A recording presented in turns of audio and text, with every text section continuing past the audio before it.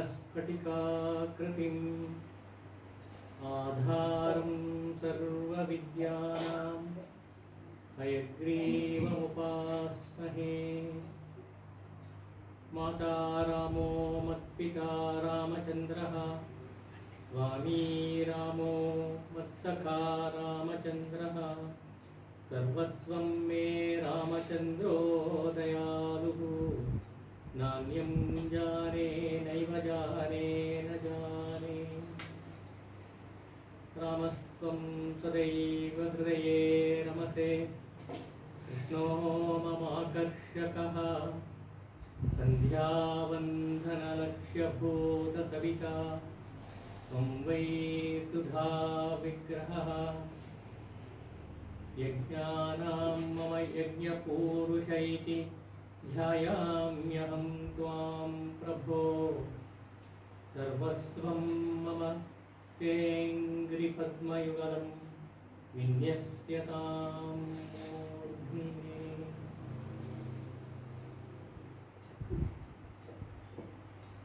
ಜಗದಾದಿ ದಂಪತಿಗಳ ಪವಿತ್ರವೂ ಮಂಗಲವೂ ಆದ ಪಾದಾರವಿಂದಗಳ ಸ್ಮರಣೆಯಲ್ಲಿ ಅವರನ್ನು ನಮಸ್ಕರಿಸುತ್ತಾ ಎಲ್ಲ ಭಾಗವತ ಸೋದರ ಸೋದರಿಯರಿಗೂ ಕೂಡ ವಂದಿಸುತ್ತಾ ಇವತ್ತಿನ ಪಾಠವನ್ನು ಮುಂದುವರಿಸೋಣ. ತ್ಯಾಗರಾಜರ ವಿಷಯಕವಾದ 2ನೇ ಪಾಠ. ಹಿಂದಿನ ಪಾಠದಲ್ಲಿ ಒಂದು ಘಟ್ಟದವರೆಗೂ ಬಂದಿದ್ವು. ಅದರಲ್ಲಿ ಒಂದು ಸಣ್ಣ ಅಂಶ ಬಿಟ್ಟು ಹೋಗಿತ್ತು. ಅದನ್ನು ಜ್ಞಾಪಿಸ್ಕೊಂಡು ಇವತ್ತು ಮುಂದುವರಿಸೋಣ. ತ್ಯಾಗರಾಜರು ಪ್ರಸಿದ್ಧರಾಗ್ಬಿಟ್ರು. ಅವರು ಹಾಡಿದಾಗ, ಮಧುರವಾದ ಕಂಠದಿಂದ ಹಾಡಿದಾಗ ಎಲ್ಲರನ್ನೂ ಆಕರ್ಷಿಸ್ತಾ ಇತ್ತು.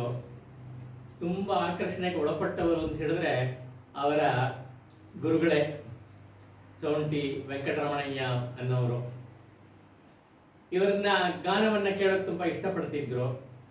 ಅವರ ತಂದೆ ಸೌಂಟಿ ವೆಂಕಟರಮಣಯ್ಯ ಅವರ ತಂದೆ ಸೌಂಟಿ ವೆಂಕಟ ಸುಬ್ಬಯ್ಯ ಅವರು ಆಸ್ಥಾನ ವಿದ್ವಾನಾಗಿದ್ದರು. ಆ ಸಮಯದಲ್ಲಿ ಅವರು ಕೂಡ ಕೇಳಬೇಕು ಇವರ ಹಾಡನ್ನ ಅಂಥೇಳಿ ಇಷ್ಟಪಡ್ತಿದ್ರು.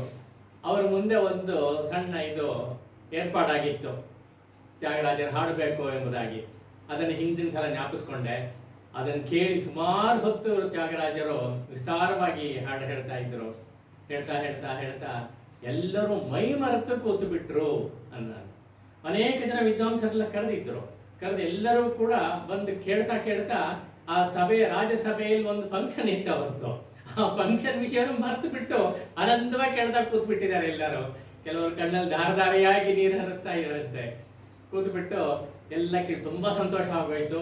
ವೆಂಕಟ ಸುಬ್ಬಯ್ಯನವರಿಗೆ ತುಂಬ ಸಂತೋಷ ಆಗಿ ಅವರು ಏನೇನು ಕೊಡಬೇಕೋ ಬಹುಮಾನ ಎಲ್ಲ ಕೊಟ್ಟರು ಅಲ್ಲದೆ. ಈ ವಿಷಯ ರಾಜನಿಗೆ ಗೊತ್ತಾಯಿತು. ರಾಜನಿಗೆ ಗೊತ್ತಾಗಿ ರಾಜ ಇಂತಹ ತ್ಯಾಗರಾಜರನ್ನ ನೋಡಲೇಬೇಕು, ಅವರ ಹಾಡನ್ನು ನಾನು ಕೇಳಲೇಬೇಕು ಅಂತ ಹೇಳಿ ಕೂತ್ಕೊಂಡ. ಅದಕ್ಕೆ ಸರಿ ಇವರೆಲ್ಲ ಹೇಳಿದ್ದಾರೆ, ಅದು ಅಷ್ಟು ಸುಲಭವಾಗಿ ಅವ್ರು ಬರಲ್ಲ ಹಾಗೆ ಅಂತಲ್ಲ. ಆದರೂ ಇಬ್ಬರನ್ನ ಕಳಿಸಿದ್ದಾನೆ ರಾಜ.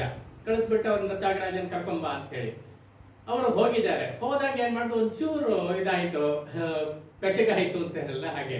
ಏನಪ್ಪ ಅಂತ ಹೇಳಿದ್ರೆ, ನೀವು ಹೋದಾಗ ತ್ಯಾಗರಾಜರನ್ನ ಕರೆದುಬಿಟ್ಟು ನೀವು ಹೋದಾಗ ರಾಜನ ಬಗ್ಗೆ ಒಂದು ಸ್ತೋತ್ರ ಹೇಳಬೇಕು ಅಂತ ಹೇಳಿದ್ದಕ್ಕೆ ಅವ್ರಿಗೆ ಅಪ್ಸೆಟ್ ಆಯಿತು. ಅವ್ರಿಗೆ ಇಷ್ಟ ಆಗಲಿಲ್ಲ. ನರಸ್ತುತಿ ಮಾಡಲ್ಲ ನಾನು ಅಂತ ಹೇಳಿ, ನಾನು ಬರಲ್ಲ ಇದಕ್ಕೆ. ಮಾಡಿದ್ರೆ ಸ್ತುತಿ ಮಾಡಿದ್ರೆ ಭಗವಂತನೇ ರಾಮನ್ನೇ ಸ್ತೋತ್ರ ಮಾಡ್ತೀನಿ ಹೊರತು ನರಸ್ತುತಿ ಮಾಡಲ್ಲ ಅಂತ ಹೇಳಿ ಅವರು ರೆಫ್ಯೂಸ್ ಮಾಡಿ ನಿರಾಕರಿಸ್ಬಿಟ್ರು. ರಾಜನ ಆಹ್ವಾನವನ್ನು ನಿರಾಕರಿಸಿದ್ರು. ಆ ಟೈಮಲ್ಲೇ ಅವರು ತನ್ನ ಮನಸ್ಸನ್ನೇ ಕೇಳ್ಕೊತಾರೆ. ನಿಧಿ ಚಾಲ ಸುಖಮ ರಾಮನಿ ಸನ್ನಿಧಿ ಸೇವಾ ಭಾಗ್ಯಮ್ಮ ಅಂತ ಹೇಳಿ ಹೋದ್ಸಲ ಅವರು ಹೇಳಿದ್ರು. ಅದನ್ನ ಕೀರ್ತನೆಯನ್ನ ಒಂದು ಸಾಲು ಅದನ್ನ ಜ್ಞಾಪಿಸ್ಕೊಳ್ಳೋಣ. ಹಾಗೆ ಕೇಳಿದಾಗ ರಾಜನಿಗೆ ಈ ಮೆಸೇಜ್ ಹೋಯ್ತು. ಅವನು ಕೋಪ ಬಂದ್ಬಿಡ್ತು. ನಾನು ಕರೆದು ಬರ್ತಾ ಇಲ್ವಾ ಅಂತ ಹೇಳಿ ಅವನೇನ್ ಮಾಡ್ದ, ಇನ್ನಿಬ್ಬರನ್ನ ಕಳಿಸ್ಬಿಟ್ಟು ಅವ್ರನ್ನ ಎಳ್ಕೊಂಬನ್ನಿ ಅಂತ ಹೇಳಿ ಕರ್ಕೊಂಬನ್ನಿ ಅಂತ ಹೇಳಿದ್ದು. ಆದ್ರೆ ರಾಜ ಹೇಳೋ ಅಭಿಪ್ರಾಯ ಏನಂತ ಎಳ್ಕೊಂಬನ್ನಿ ಅಂತ ಹೇಳಿದಾಗ ಸರಿ ಇವರು ಹೋದ್ರು. ನಿಧಾನಕ್ಕೆ ಹೋದ್ರು. ಅವರು ಏನ್ ಮಾಡಕ್ಕಾಗತ್ತೆ, ರಾಜ ಹೇಳಿದ್ದಾನೆ ಹೋಗ್ಬೇಕು ಅಂತ ಹೋಗಿದ್ದಾರೆ. ಆದರೆ ಅವ್ರು ಆ ಕಡೆ ಹೋದ್ರು. ರಾಜನಿಗೆ ಸಿಕ್ಕಾಪಟ್ಟೆ ಹೊಟ್ಟೆ ನೋವು ಬಂದ್ಬಿಡ್ತು. ಇದ್ದಕ್ಕಿದ್ದಾಗ ಹೊಟ್ಟೆ ನೋವು, ವಿಪರೀತ ತಡೆಯಕ್ಕಾಗದೆ ಇರೋಷ್ಟು ಹೊಟ್ಟೆ ನೋವು ಬಂತಂತೆ. ಆವಾಗ ವೈದ್ಯರೆಲ್ಲ ಕರೆಸಿದ್ರು. ರಾಜ ವೈದ್ಯರೆಲ್ಲ ಕರೆಸಿ ಎಲ್ಲ ಮಾಡಿದಾಗ ಏನು ಔಷಧಿ ಕೊಟ್ಟರು, ಏನು ಮಾಡಿದ್ರು ಇದು ಹೋಗಲಿಲ್ಲ, ನೋವು ಹೋಗಲಿಲ್ಲ, ಹಾಗೇ ಇತ್ತು. ಸರಿ, ಆಮೇಲೆ ಈ ಅಸ್ಟ್ರಾಲಜರ್ನ ಕರೆದ್ರು. ಏನಾಯಿತು ಪ್ರಾಬ್ಲಮ್ ಅಂತ ಕೇಳಿದಾಗ ಅವ್ರು ನೋಡ್ಬಿಟ್ಟು, ಯಾವುದೋ ಮಹಾತ್ಮರನ್ನು ನೀವು ಅವಮಾನ ಮಾಡಿದ್ದೀರಾ, ಅದರಿಂದ ಇದು ಬಂದಿದೆ ಅಂತ ಅವ್ರು ಪತ್ತೆ ಮಾಡಿ ಹೇಳ್ಬಿಟ್ಟಿದ್ದಾರೆ. ಯೋಚನೆ ಮಾಡಿದ ತಕ್ಷಣ, ಓಹೋ, ಇವರು ತ್ಯಾಗರಾಜನಿಗೆ ಹೇಳಿದ್ದೇ ಇದಾಯಿತು, ತಪ್ಪಾಯ್ತೇನೋ ಅಂತ ಹೇಳ್ಬಿಟ್ಟು ತಕ್ಷಣವೇ ರಾಜ ಡಿಸಿಷನ್ ತಗೊಂಡ್ಬಿಟ್ಟ. ಏನಂತ ಹೇಳಿದ್ರೆ, ಇನ್ನಿಬ್ಬರನ್ನ ಕಳಿಸ್ಬಿಟ್ಟು ಬೇಗ ಹೋಗಿ, ಕುದುರೆಯಲ್ಲಿ ಫಾಸ್ಟಾಗಿ ಹೋಗ್ಬಿಟ್ಟು, ಮೊದಲು ಇಬ್ಬರು ಹೋಗಿದ್ರಲ್ಲ ಅವರನ್ನ ತ್ಯಾಗರಾಜರನ್ನ ಮೀಟ್ ಮಾಡಿ ಕರ್ಕೊಂಬರೋದು ಅಂತ ಹೇಳ್ತಲ್ಲ, ಅದು ಬೇಡ, ಅದನ್ನು ತಡೆದು ಬಿಡಿ, ನೀವು ಅವ್ರನ್ನ ವಾಪಸ್ ಕರ್ಕೊಂಬಂದ್ಬಿಡಿ ಹಾಗೇನೆ ಅಂತ ಹೇಳಿ ಕಳಿಸ್ತಾನೆ. ಯಾವಾಗ ಇವರು ಇಬ್ಬರು ಹೋದ್ರೋ ಅಷ್ಟೊಳಗೆ ರಾಜನ ಹೊಟ್ಟೆ ನೋವು ಕಡಿಮೆ ಆಗ್ತಾ ಬಂದ್ಬಿಡ್ತು. ಆಮೇಲೆ ಪೂರ್ತಿನೇ ಹೋಯ್ತು, ಇದ್ದಕ್ಕಿದ್ದಾಗ ಬಂತು, ಇದ್ದಕ್ಕಿದ್ದಾಗ ಹೋಯ್ತು ಅಂತ. ಆವಾಗ ಅವನಿಗೆ ರಿಯಲೈಸ್ ಆಯ್ತಂತೆ, ಓ ಇಲ್ಲ, ನಾನು ಮಾಡಿದ ತಪ್ಪಾಯಿತು ಅಂತ, ಮಹಾತ್ಮರನ್ನು ನಾನು ಹೀಗೆ ಮಾಡಿಬಿಟ್ಟೆ, ತಪ್ಪು ಮಾಡಿಬಿಟ್ಟೆ, ಅವ್ರು ಎಳ್ಕೊಂಬನ್ನಿ ಅಂತ ಹೇಳಿ ಇದು ಮಾಡಿದೆ, ಬಲವಂತವಾಗಿ ಕರೆಸೋ ಹಾಗಾಯಿತು, ತಪ್ಪಾಯಿತು ಅಂತೇಳಿ ಒಂದು ಧೈರ್ಯ ಮಾಡಿಕೊಂಡು ನಾನೇ ಅಲ್ಲಿ ಹೋಗ್ತಾನಂತೆ. ಹೋಗ್ಬಿಟ್ಟು ತ್ಯಾಗರಾಜರನ್ನ ಪಾದಕ್ಕೆ ಬಿದ್ದು ಕ್ಷಮಾಪಣೆ ಕೇಳ್ಕೊತಾನೆ ಅಂತ.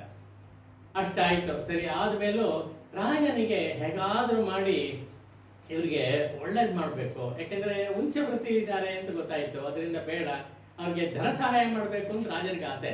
ಆದರೆ ಅವ್ರು ಧನ ಸ್ವೀಕಾರ ಮಾಡ್ತಿಲ್ಲ.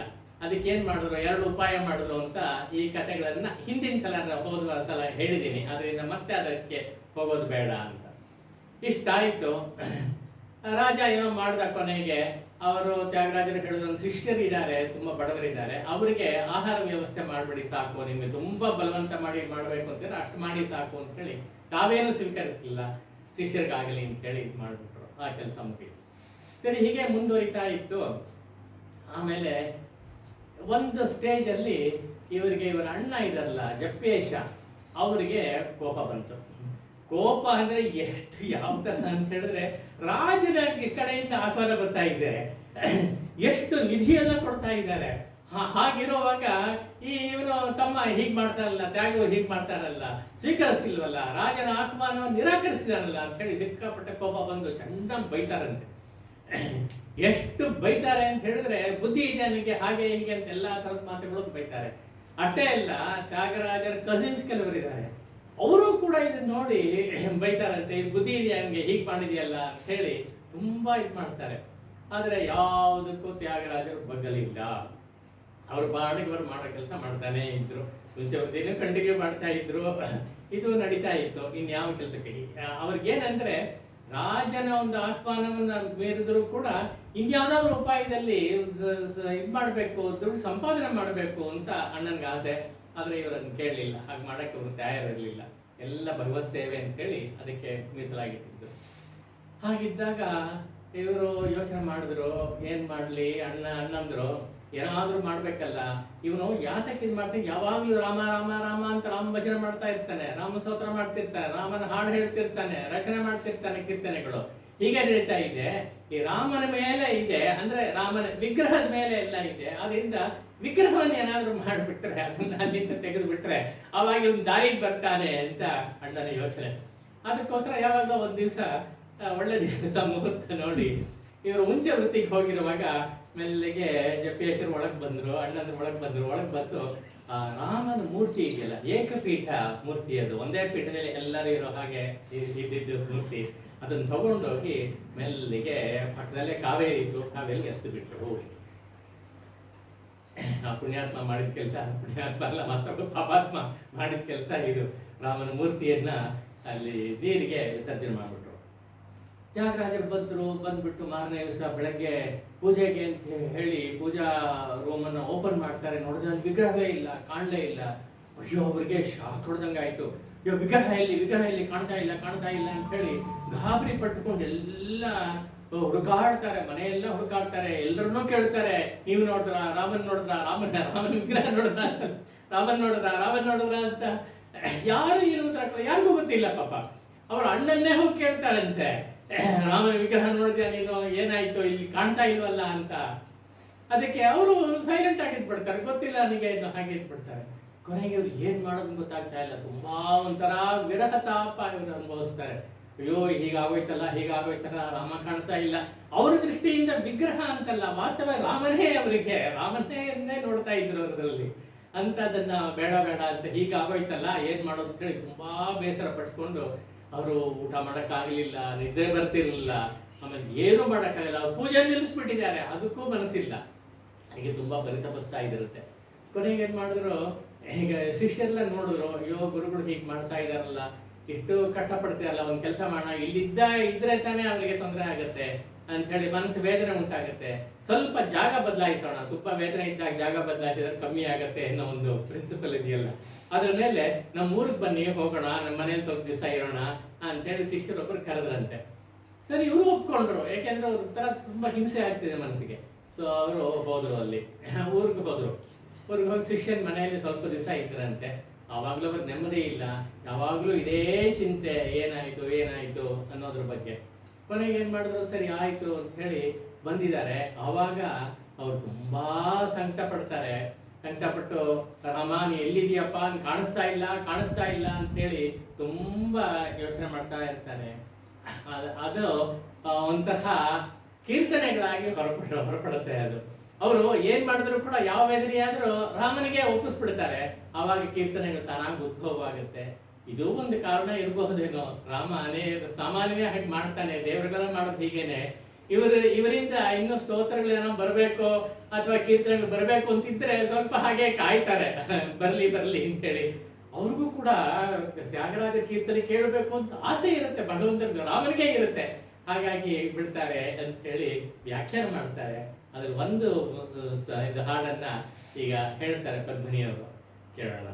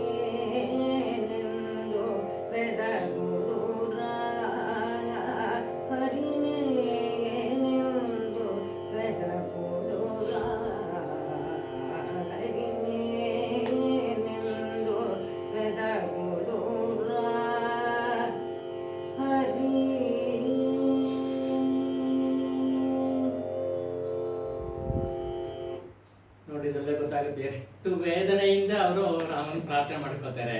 ರಾಮ ನೀನ್ ಎಲ್ಲಿದೀಯಪ್ಪ, ನನ್ ತೋರ್ಸ್ಕೊಡಪ್ಪ ಅಂತ ಪ್ರಾರ್ಥನೆ ಮಾಡ್ಕೋತಾರೆ. ಎಲ್ಲ ಆದ್ಮೇಲೆ ರಾಮನು ಕೂಡ ಈಳ್ದಾಗ್ಬಿಡ್ತಾರಂತೆ. ಒಂದ್ ದಿವಸ ಇವರು ಮಲಗಿದ್ದಾಗ ಕನಸಿನಲ್ಲಿ ಬಂದು ಹೇಳ್ತಾನೆ, ತ್ಯಾಗೋ ನಾನು ಎಲ್ಲೂ ಹೋಗಿಲ್ಲಪ್ಪ, ಭದ್ರವಾಗಿದ್ದೀನಿ, ನಾನು ಇಲ್ಲಿ ಕಾವೇರಿ ನದಿ ಒಳಗಿದ್ದೀನಿ ಅಂಥೇಳಿ ತಾನಿರೋ ಜಾಗವನ್ನ ಅವರಿಗೆ ತೋರಿಸ್ತಾರಂತೆ, ಕನಸಿನಲ್ಲಿ ತೋರಿಸ್ಬಿಟ್ಟು ಇಲ್ಲಿದ್ದೀನಿ ನಾನು ಅಂತ. ಅದು ಇವರು ಇದ್ರ ಜಾಗದ ಹತ್ರನೇ ಇದೆ. ಅದು ಏನಾಗಿದೆ, ಇಷ್ಟು ದಿವಸ ಆಗಿದ್ಮೇಲೆ ಸುಮಾರು ತಿಂಗಳುಗಳೇ ಓಡ್ಬಿಟ್ಟಿದೆ ಇದು ಬಿದ್ದು. ಆದರೂ ಕೂಡ ಅದು ಯಾವುದೋ ಒಂದು ಬಂಡೆ ಇತ್ತಂತೆ, ಅಲ್ಲಿ ಮರಳೆಲ್ಲ ಸೇರ್ಕೊಂಡಿದ್ದಾಯಿತು, ಅಲ್ಲಿ ಅವ್ರು ಸಿಗಾಕೊಂಡ್ಬಿಟ್ಟಿದೆ ಈ ವಿಗ್ರಹ. ಹಾಗಾಗಿ ಇದು ಮುಂದೆ ಹೋಗ್ಲಿಲ್ಲ, ಇದೇವರು ಎಲ್ಲೋ ಹೊರಟೋಗ್ತಾ ಇತ್ತು. ಹಾಗೆ ಭಗವಂತ ಹಾಗೆ ಮಾಡಿದ್ದಾನೆ ಅಂತ ಕಾಣ್ತಾ ನಿಂತಿದೆ. ಆ ಜಾಗವನ್ನು ತೋರಿಸ್ಬಿಟ್ಟು ಅಲ್ಲಿ ಇದೀನಿ, ಭದ್ರವಾಗಿದ್ದೀನಿ ನಾನು, ಇನ್ನು ಹೋಗಿ ತಗೋ ಅಂತ ಹೇಳಿ ರಾಮ ಹೇಳಿಬಿಟ್ಟು ಮರೆಯಾಗ್ಬಿಟ್ಟ. ಇವ್ರಿಗೆ ತಕ್ಷಣ ಖುಷಿಯಾಗೋಯ್ತು, ಹೋಗಿ ಅಲ್ಲಿ ತಗೊಂಡ್ಬಿಡ್ಬೇಕು ಅಂತ ಹೇಳಿ ಶಿಷ್ಯರ ಜೊತೆ ಮಾರನೇ ದಿವಸ ಬೆಳಗ್ಗೆ ಹೋಗ್ತಾರೆ. ಹೋಗಿ ಆ ಜಾಗ ಸುಮಾರು ಜ್ಞಾಪಕ ಇದೆ, ಕನಸಲ್ಲಿ ನೋಡಿದ್ದು. ಅದೆಲ್ಲ ಹುಡುಕ್ತಾರೆ, ಕೊನೆಗೆ ಅದು ಸಿಕ್ಕೇ ಬಿಡ್ತಾವ ಆ ಜಾಗದಲ್ಲಿ. ನೋಡಿದ್ರೆ ಹಾಗೆ ಎತ್ಕೊಂಡ್ಬಿಟ್ಟು ಏನು ಪರಮಾನಂದ ಖುಷಿ, ರಾಮ ನೀನು ಸಿಕ್ಬಿಟ್ಟೆ ಅಂತ ಹೇಳಿ ಹೇಳ್ಕೊಂಡು ಇದು ಮಾಡ್ತಾರೆ. ಅದು ಹೇಳುವಾಗ ಬರೀ ನಮ್ಮ ತರ ಬಾಯಲ್ಲಿ ಹೇಳಲ್ಲ, ಒಂದು ರಾಗವಾಗಿ ಒಂದು ಬಂದ್ಬಿಡುತ್ತೆ. ಕನ್ಕೊಂತೀನಿ ಅಂತ ಹೇಳಿ ರಾಗವಾಗಿ ಹಾಡ್ತಾರೆ ಅಂತ ಹೇಳಿ ಹೇಳ್ತಾರೆ. ಕೇಳೋಣ, ನನ್ನ ಅವ್ರ ಖುಷಿನಲ್ಲಿ ಹೇಳೋದು. ಕನುಕೊಂಡಿದೆ ಶ್ರೀರಾಮುನಿ ನೆಡು ಕನುಕೊಂಡಿದೆ ಶ್ರೀರಾಮುನಿ ನೆಡು ಕನುಕೊಂಡಿದೆ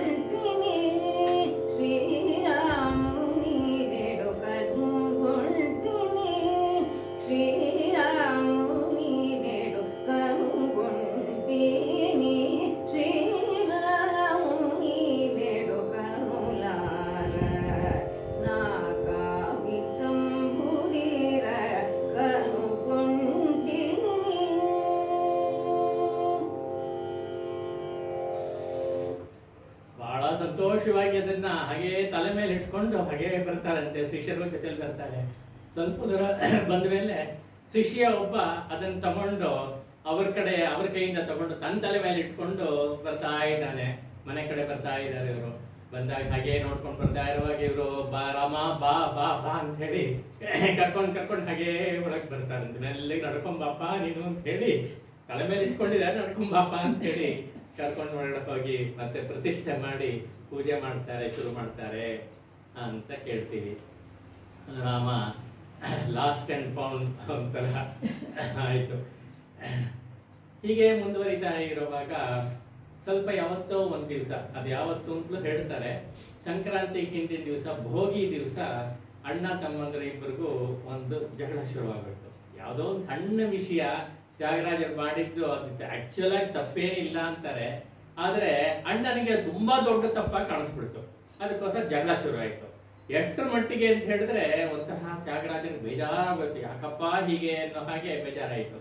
ಅದು ಮುಂದುವರಿಕೆಯಾಗಿ ಒಂದ್ ದಿವಸ ಏನ್ ಮಾಡಿದ್ರು, ಅಣ್ಣ ಜಪೇಶರು ಒಂದು ಪನಿಷ್ಮೆಂಟ್ ಕೊಟ್ಬಿಡ್ತಾರೆ ತ್ಯಾಗರಾಜರಿಗೆ. ತ್ಯಾಗರಾಜ ದೊಡ್ಡವರು, ಆದ್ರೂ ಪನಿಷ್ಮೆಂಟ್ ಏನಪ್ಪಾ ಅಂತ, ಮನೆ ಹೊರಗಡೆ ಹೋಗಿ ಬಿಸಿಲು ನಿಂತ್ಕೋ, ಸ್ವಲ್ಪ ಹೊತ್ತು ಅರ್ಧ ಗಂಟೆ ನಿಂತ್ಕೋ ಅಂತ ಹೇಳಿ ಇದು ಮಾಡ್ಬಿಡ್ತಾರಂತೆ. ಈ ತರ ಪನಿಷ್ಮೆಂಟ್ ಅವರು ಅಣ್ಣ ಹೇಳಿದ್ರಿಂದ ಮಾಡಲೇಬೇಕು.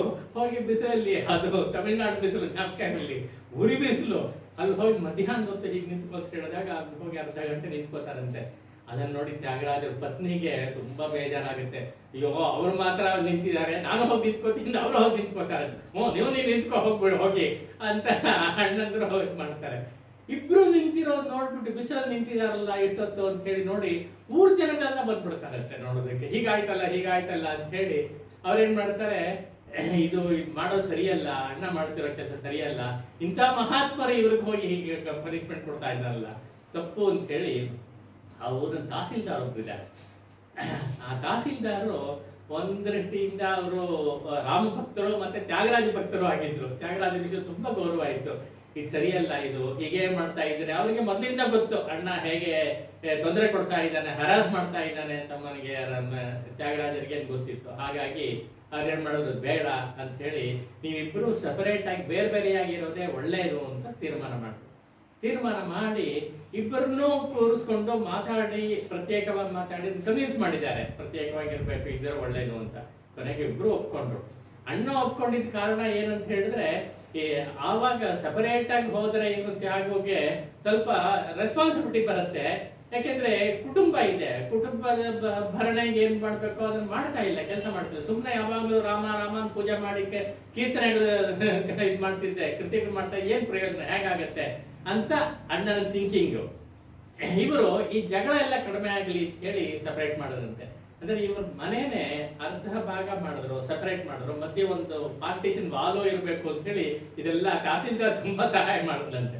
ಮಾಡಿ ಒಂದು ಇದು ಮಾಡಿದ್ರು. ಇದರಲ್ಲಿ ಉತ್ತರದ ಕಡೆ ಇರೋ ಭಾಗ ತ್ಯಾಗರಾಜರಿಗೆ ಬಂತು, ದಕ್ಷಿಣದ ಕಡೆ ಇರೋ ಭಾಗ ಜಪೇಶರಿಗೆ ಹೋಯ್ತು ಅಂತ ಹೇಳಿ ಹೇಳ್ತಾರೆ. ಹಾಗೆ ಮುಂದುವರಿಯಿತು ಇದು. ಅವರು ಎರಡು ಸಪರೇಟ್ ಆಗಿ ಇದ್ಕೊಂಡು ಮಾಡಿದ್ರು. ಆಮೇಲೆ ವಿಗ್ರಹ ಇವರಿಗೆ ತ್ಯಾಗರಾಜರಿಗೆ ಬಂತು ಸದ್ಯ ಈ ಪಾರ್ಟಿಷನ್ ಮಾಡೋದ್ರಲ್ಲಿ ಎಲ್ಲ ಆದ್ಮೇಲೆ ಇವರು ಆಮೇಲೆ ಸ್ವಲ್ಪ ನೆಮ್ಮದಿಯಾಗಿ ಅವ್ರ ಪಾಡಿಗೆ ಅವ್ರು ಇಂಡಿಪೆಂಡೆಂಟ್ ಆಗಿ ಹಿಂದೆ ತಾವು ಏನ್ ಮಾಡ್ತಿದ್ರು ಆ ಕೆಲಸವನ್ನ ಗಲಾಟೆಗಳಿಲ್ಲದೆ ಮಾಡಕ್ಕಾಯ್ತು ಅಂತ ಹೇಳಿ ಹೇಳ್ತಾರೆ. ಆ ಮನೆ ಹಾಗೆ ಮುಂದುವರಿಯಿತು. ಅವರ ತ್ಯಾಗರಾಜ ಮಗಳಿದ್ದು, ಮುಂದೆ ಅದರ ಬಗ್ಗೆ ಹೇಳ್ತೀನಿ, ಆದ್ರೂ ಸದ್ಯಕ್ಕೆ ಇದನ್ನ ಹೇಳ್ತೀನಿ. ಸೀತಾಲಕ್ಷ್ಮಿ ಮಗಳಿದ್ಲು, ಅವಳಿಗೆ ಮದುವೆ ಆಯಿತು. ಸರಿ, ಮದುವೆ ಆಗಿ ಅವಳಿಗೊಬ್ಬ ಮಗ ಹುಟ್ಟಿದ. ಅಂದ್ರೆ ತ್ಯಾಗರಾಜರಿಗೆ ಮೊಮ್ಮಗ. ತ್ಯಾಗರಾಜ ಮೊಮ್ಮಗ ತುಂಬಾ ಚೆನ್ನಾಗಿ ಹಾಡು ಹೇಳ್ತಾ ಇದ್ದಂತೆ, ಅವನ ಕಂಠ ತುಂಬಾ ಚೆನ್ನಾಗಿತ್ತಂತೆ, ತಾತಂದ ಹಾಗೆ ಬಂದಿದೆ ಅಂತ ಕಾಣುತ್ತೆ, ತುಂಬಾ ಚೆನ್ನಾಗಿ ಹೇಳ್ತಿದ್ದಂತೆ. ಅವ್ರಿಗೂ ಮದುವೆ ಆಯಿತು. ಮದುವೆ ಆದ್ಮೇಲೆ ಸ್ವಲ್ಪ ಕಾಲನೇ ಇದ್ದ, ಅಕಾಲ ಮರಣ ಆಯಿತು ಮೊಮ್ಮಗನಿಗೆ. ಹಾಗಾಗಿ ಈ ತ್ಯಾಗರಾಜರ ವಂಶ ಒಂದು ತರಹ ಅಲ್ಲಿ ಕಟ್ಟಾಯಿತು ಅಂತ ಹೇಳ್ಬೇಕು, ಎಕ್ಸ್ಟೆಂಟ್ ಆಯಿತು, ಇದು ಮಾಡೋಕ್ಕಾಗಲ್ಲ. ಆದರೆ ಅವಳು ಮೊಮ್ಮಗನ ಹೆಂಡತಿ ಅಲ್ಲೇ ಅದೇ ಮನೆಯಲ್ಲೇ ಕಂಟಿನ್ಯೂ ಮಾಡ್ತಾ ಇದ್ಲು ಸ್ವಲ್ಪ ಕಾಲ. ಆಮೇಲೆ ಅಲ್ಲಿ ಇರೋಕ್ಕಾಗಲಿಲ್ಲ ಅಂತ ಹೇಳಿ ಅದನ್ನ ಮಾರ್ಬಿಟ್ಟು ಬೇರೆ ಅವ್ರ ತಂದೆ ಮನೆಗೆ ಹೊರಟೋದ್ಲು ಅನ್ನೋದನ್ನ ಕೇಳ್ತೀವಿ. ಹಾಗಾಗಿ ಆ ಮನೆ ತುಂಬಾ ಯಾರೋ ಕೊಂಡ್ಕೊಂಡ್ರು, ಇದು ಮಾಡಿದ್ರು. ಆ ಕೊಂಡ್ಕೊಂಡವರು ತ್ಯಾಗರಾಜರ ಮನೇಲಿ ಇದ್ರಲ್ಲ, ಅವರು ತಮ್ಮ ಅನುಭವವನ್ನು ಹೇಳ್ತಾರಂತೆ. ನನಗೆ ಈ ಮನೇಲಿ ಇದ್ದಾಗ ಏನೋ ಒಂಥರ ತ್ಯಾಗರಾಜ ದರ್ಶನ ಎಲ್ಲ ಆಗ್ತಾ ಇತ್ತು ನನಗೆ. ಸುಮ್ಮನೆ ಹಾಗೆ ಕಾಣಿಸೋದು, ದರ್ಶನ ಆಗೋದು ಅವಾಗ. ದರ್ಶನ ಅಂತ ಹೇಳಿದ್ರೆ ಅವ್ರು ಉಂಚೆ ವೃತ್ತಿಗೆ ಹೋಗ್ತಿದ್ರಲ್ಲ, ಆವಾಗ ಒಂಥರ ಡ್ರೆಸ್ ಎಲ್ಲ ಮಾಡ್ಕೊಂಡು ಹೋಗ್ತಾರಲ್ಲ, ಆ ತರಹ ದರ್ಶನ ನಮ್ಗೆ ಆಗ್ತಾ ಇತ್ತು. ಆಮೇಲೆ ಕೆಲವು ಸಲ ಹಾಗೆ ಕೂತಿದ್ದಾಗ ಅವ್ರ ಘಂಟಾವರ್ಣ ಮಾಡೋದು, ಅವ್ರ ಮೃದ ಇದು ತಂಬೂರಿದ ನಾದ ಇವೆಲ್ಲ ನನಗೆ ಕೇಳಿಸ್ತಾ ಇತ್ತು ಅಂತ ಹೇಳಿದ್ರಂತೆ. ಅವ್ರನ್ನ ಕೇಳಿದವರು ಒಬ್ರು ಬರ್ಕೊಂಡಿದ್ದಾರೆ, ಆ ರಿಪೋರ್ಟ್ ಇದೆ. ಹೀಗೆ ಅವರು ಇರ್ಲಿ ಇಲ್ಲದೆ ಹೋಗ್ಲಿ ಎಷ್ಟೋ ಕಾಲ ಆಗ್ಬಿಟ್ಟಿದೆ, ಮೊಮ್ಮಗನ ಕಾಲ ಇನ್ನು ಮುಂದಿನ ಕಾಲ ಅದು. ಆ ಟೈಮಲ್ಲೂ ಕೂಡ ಹೀಗೆ ಆಗ್ತಾ ಇತ್ತು. ಅದೇನೋ ಒಂದು ವೈಬ್ರೇಷನ್ ಇರುತ್ತೆ, ಅದು ತನ್ನ ಕೆಲಸ ಮಾಡುತ್ತೆ, ಸಂಸ್ಕಾರಿಗಳಿಗೆ ತೋರಿಸ್ಕೊಡುತ್ತೆ ಅನ್ನೋದನ್ನ ನಾವು ಗಮನಿಸ್ಬೋದು ಇಲ್ಲಿ ಅಂತ. ಆ ಮನೆ ತುಂಬಾ ಶಿಥಿಲವಾಗೋಯ್ತು ಈಗ. ಅದನ್ನು ಏನೋ ಇಂಪ್ರೂವೇ ಮಾಡೋಕ್ಕಾಗಲ್ಲ, ರೀಕನ್ಸ್ಟ್ರಕ್ಟ್ ಮಾಡೋಕ್ಕಾಗಲ್ಲ ಅನ್ನೋ ಪರಿಸ್ಥಿತಿ ಬಂದಾಗ ತ್ಯಾಗರಾಜ ಆರಾಧನಾ ಸಭಾ ಒಂದಿದೆಯಲ್ಲ, ಅವರನ್ನು ತಗೊಂಡ್ಬಿಟ್ಟಿರುತ್ತೆ. ಆ ಮನೆಯಿಂದ ತಗೊಂಡ್ಬಿಟ್ಟು ಪೂರ್ತಿ ಡಿಮಾಲಿಷ್ ಮಾಡಿ ಬೇರೆ ಕಟ್ಟಿ ಮಾಡ್ತಾರೆ ಅಂತ. ಹಾಗೆ ಉಳಿಸ್ಕೊಳಕ್ ಆಗಲಿಲ್ಲ ಅದನ್ನ ಅಂತ ಹೇಳಿ ಹೇಳ್ತಾರೆ. ಇರ್ಲಿ, ಅದು ಪ್ರಾಸಂಗಿಕವಾಗಿ ಬಂದ ಮಾತು. ಹೀಗೆ ಮುಂದುವರಿದ ಮೇಲೆ ಇವರಿಗೆ ತ್ಯಾಗರಾಜರಿಗೆ ರಾಮನ ದರ್ಶನ ಮಾಡಬೇಕು ಅಂತ ಒಂದು ತೀವ್ರತೆ, ಹಂಬಲ ಜಾಸ್ತಿ ಆಗ್ತಾ ಇದೆ. ಅದಕ್ಕೆ ಹಿಂದೆ ಒಬ್ರು ಸನ್ಯಾಸಿ ಬಂದು ಹೇಳಿದ್ರು ಅಂತ ಹೇಳಿದ್ನಲ್ಲ, 100 ಕೋಟಿ ಸಲ ರಾಮನಾಮ ಜಪವನ್ನ ಮಾಡಿದ್ರೆ ರಾಮ ದರ್ಶನ ಆಗತ್ತೆ ಅಂತ ಸನ್ಯಾಸಿಗಳೊಬ್ರು ಹೇಳಿದ್ದಾರೆ.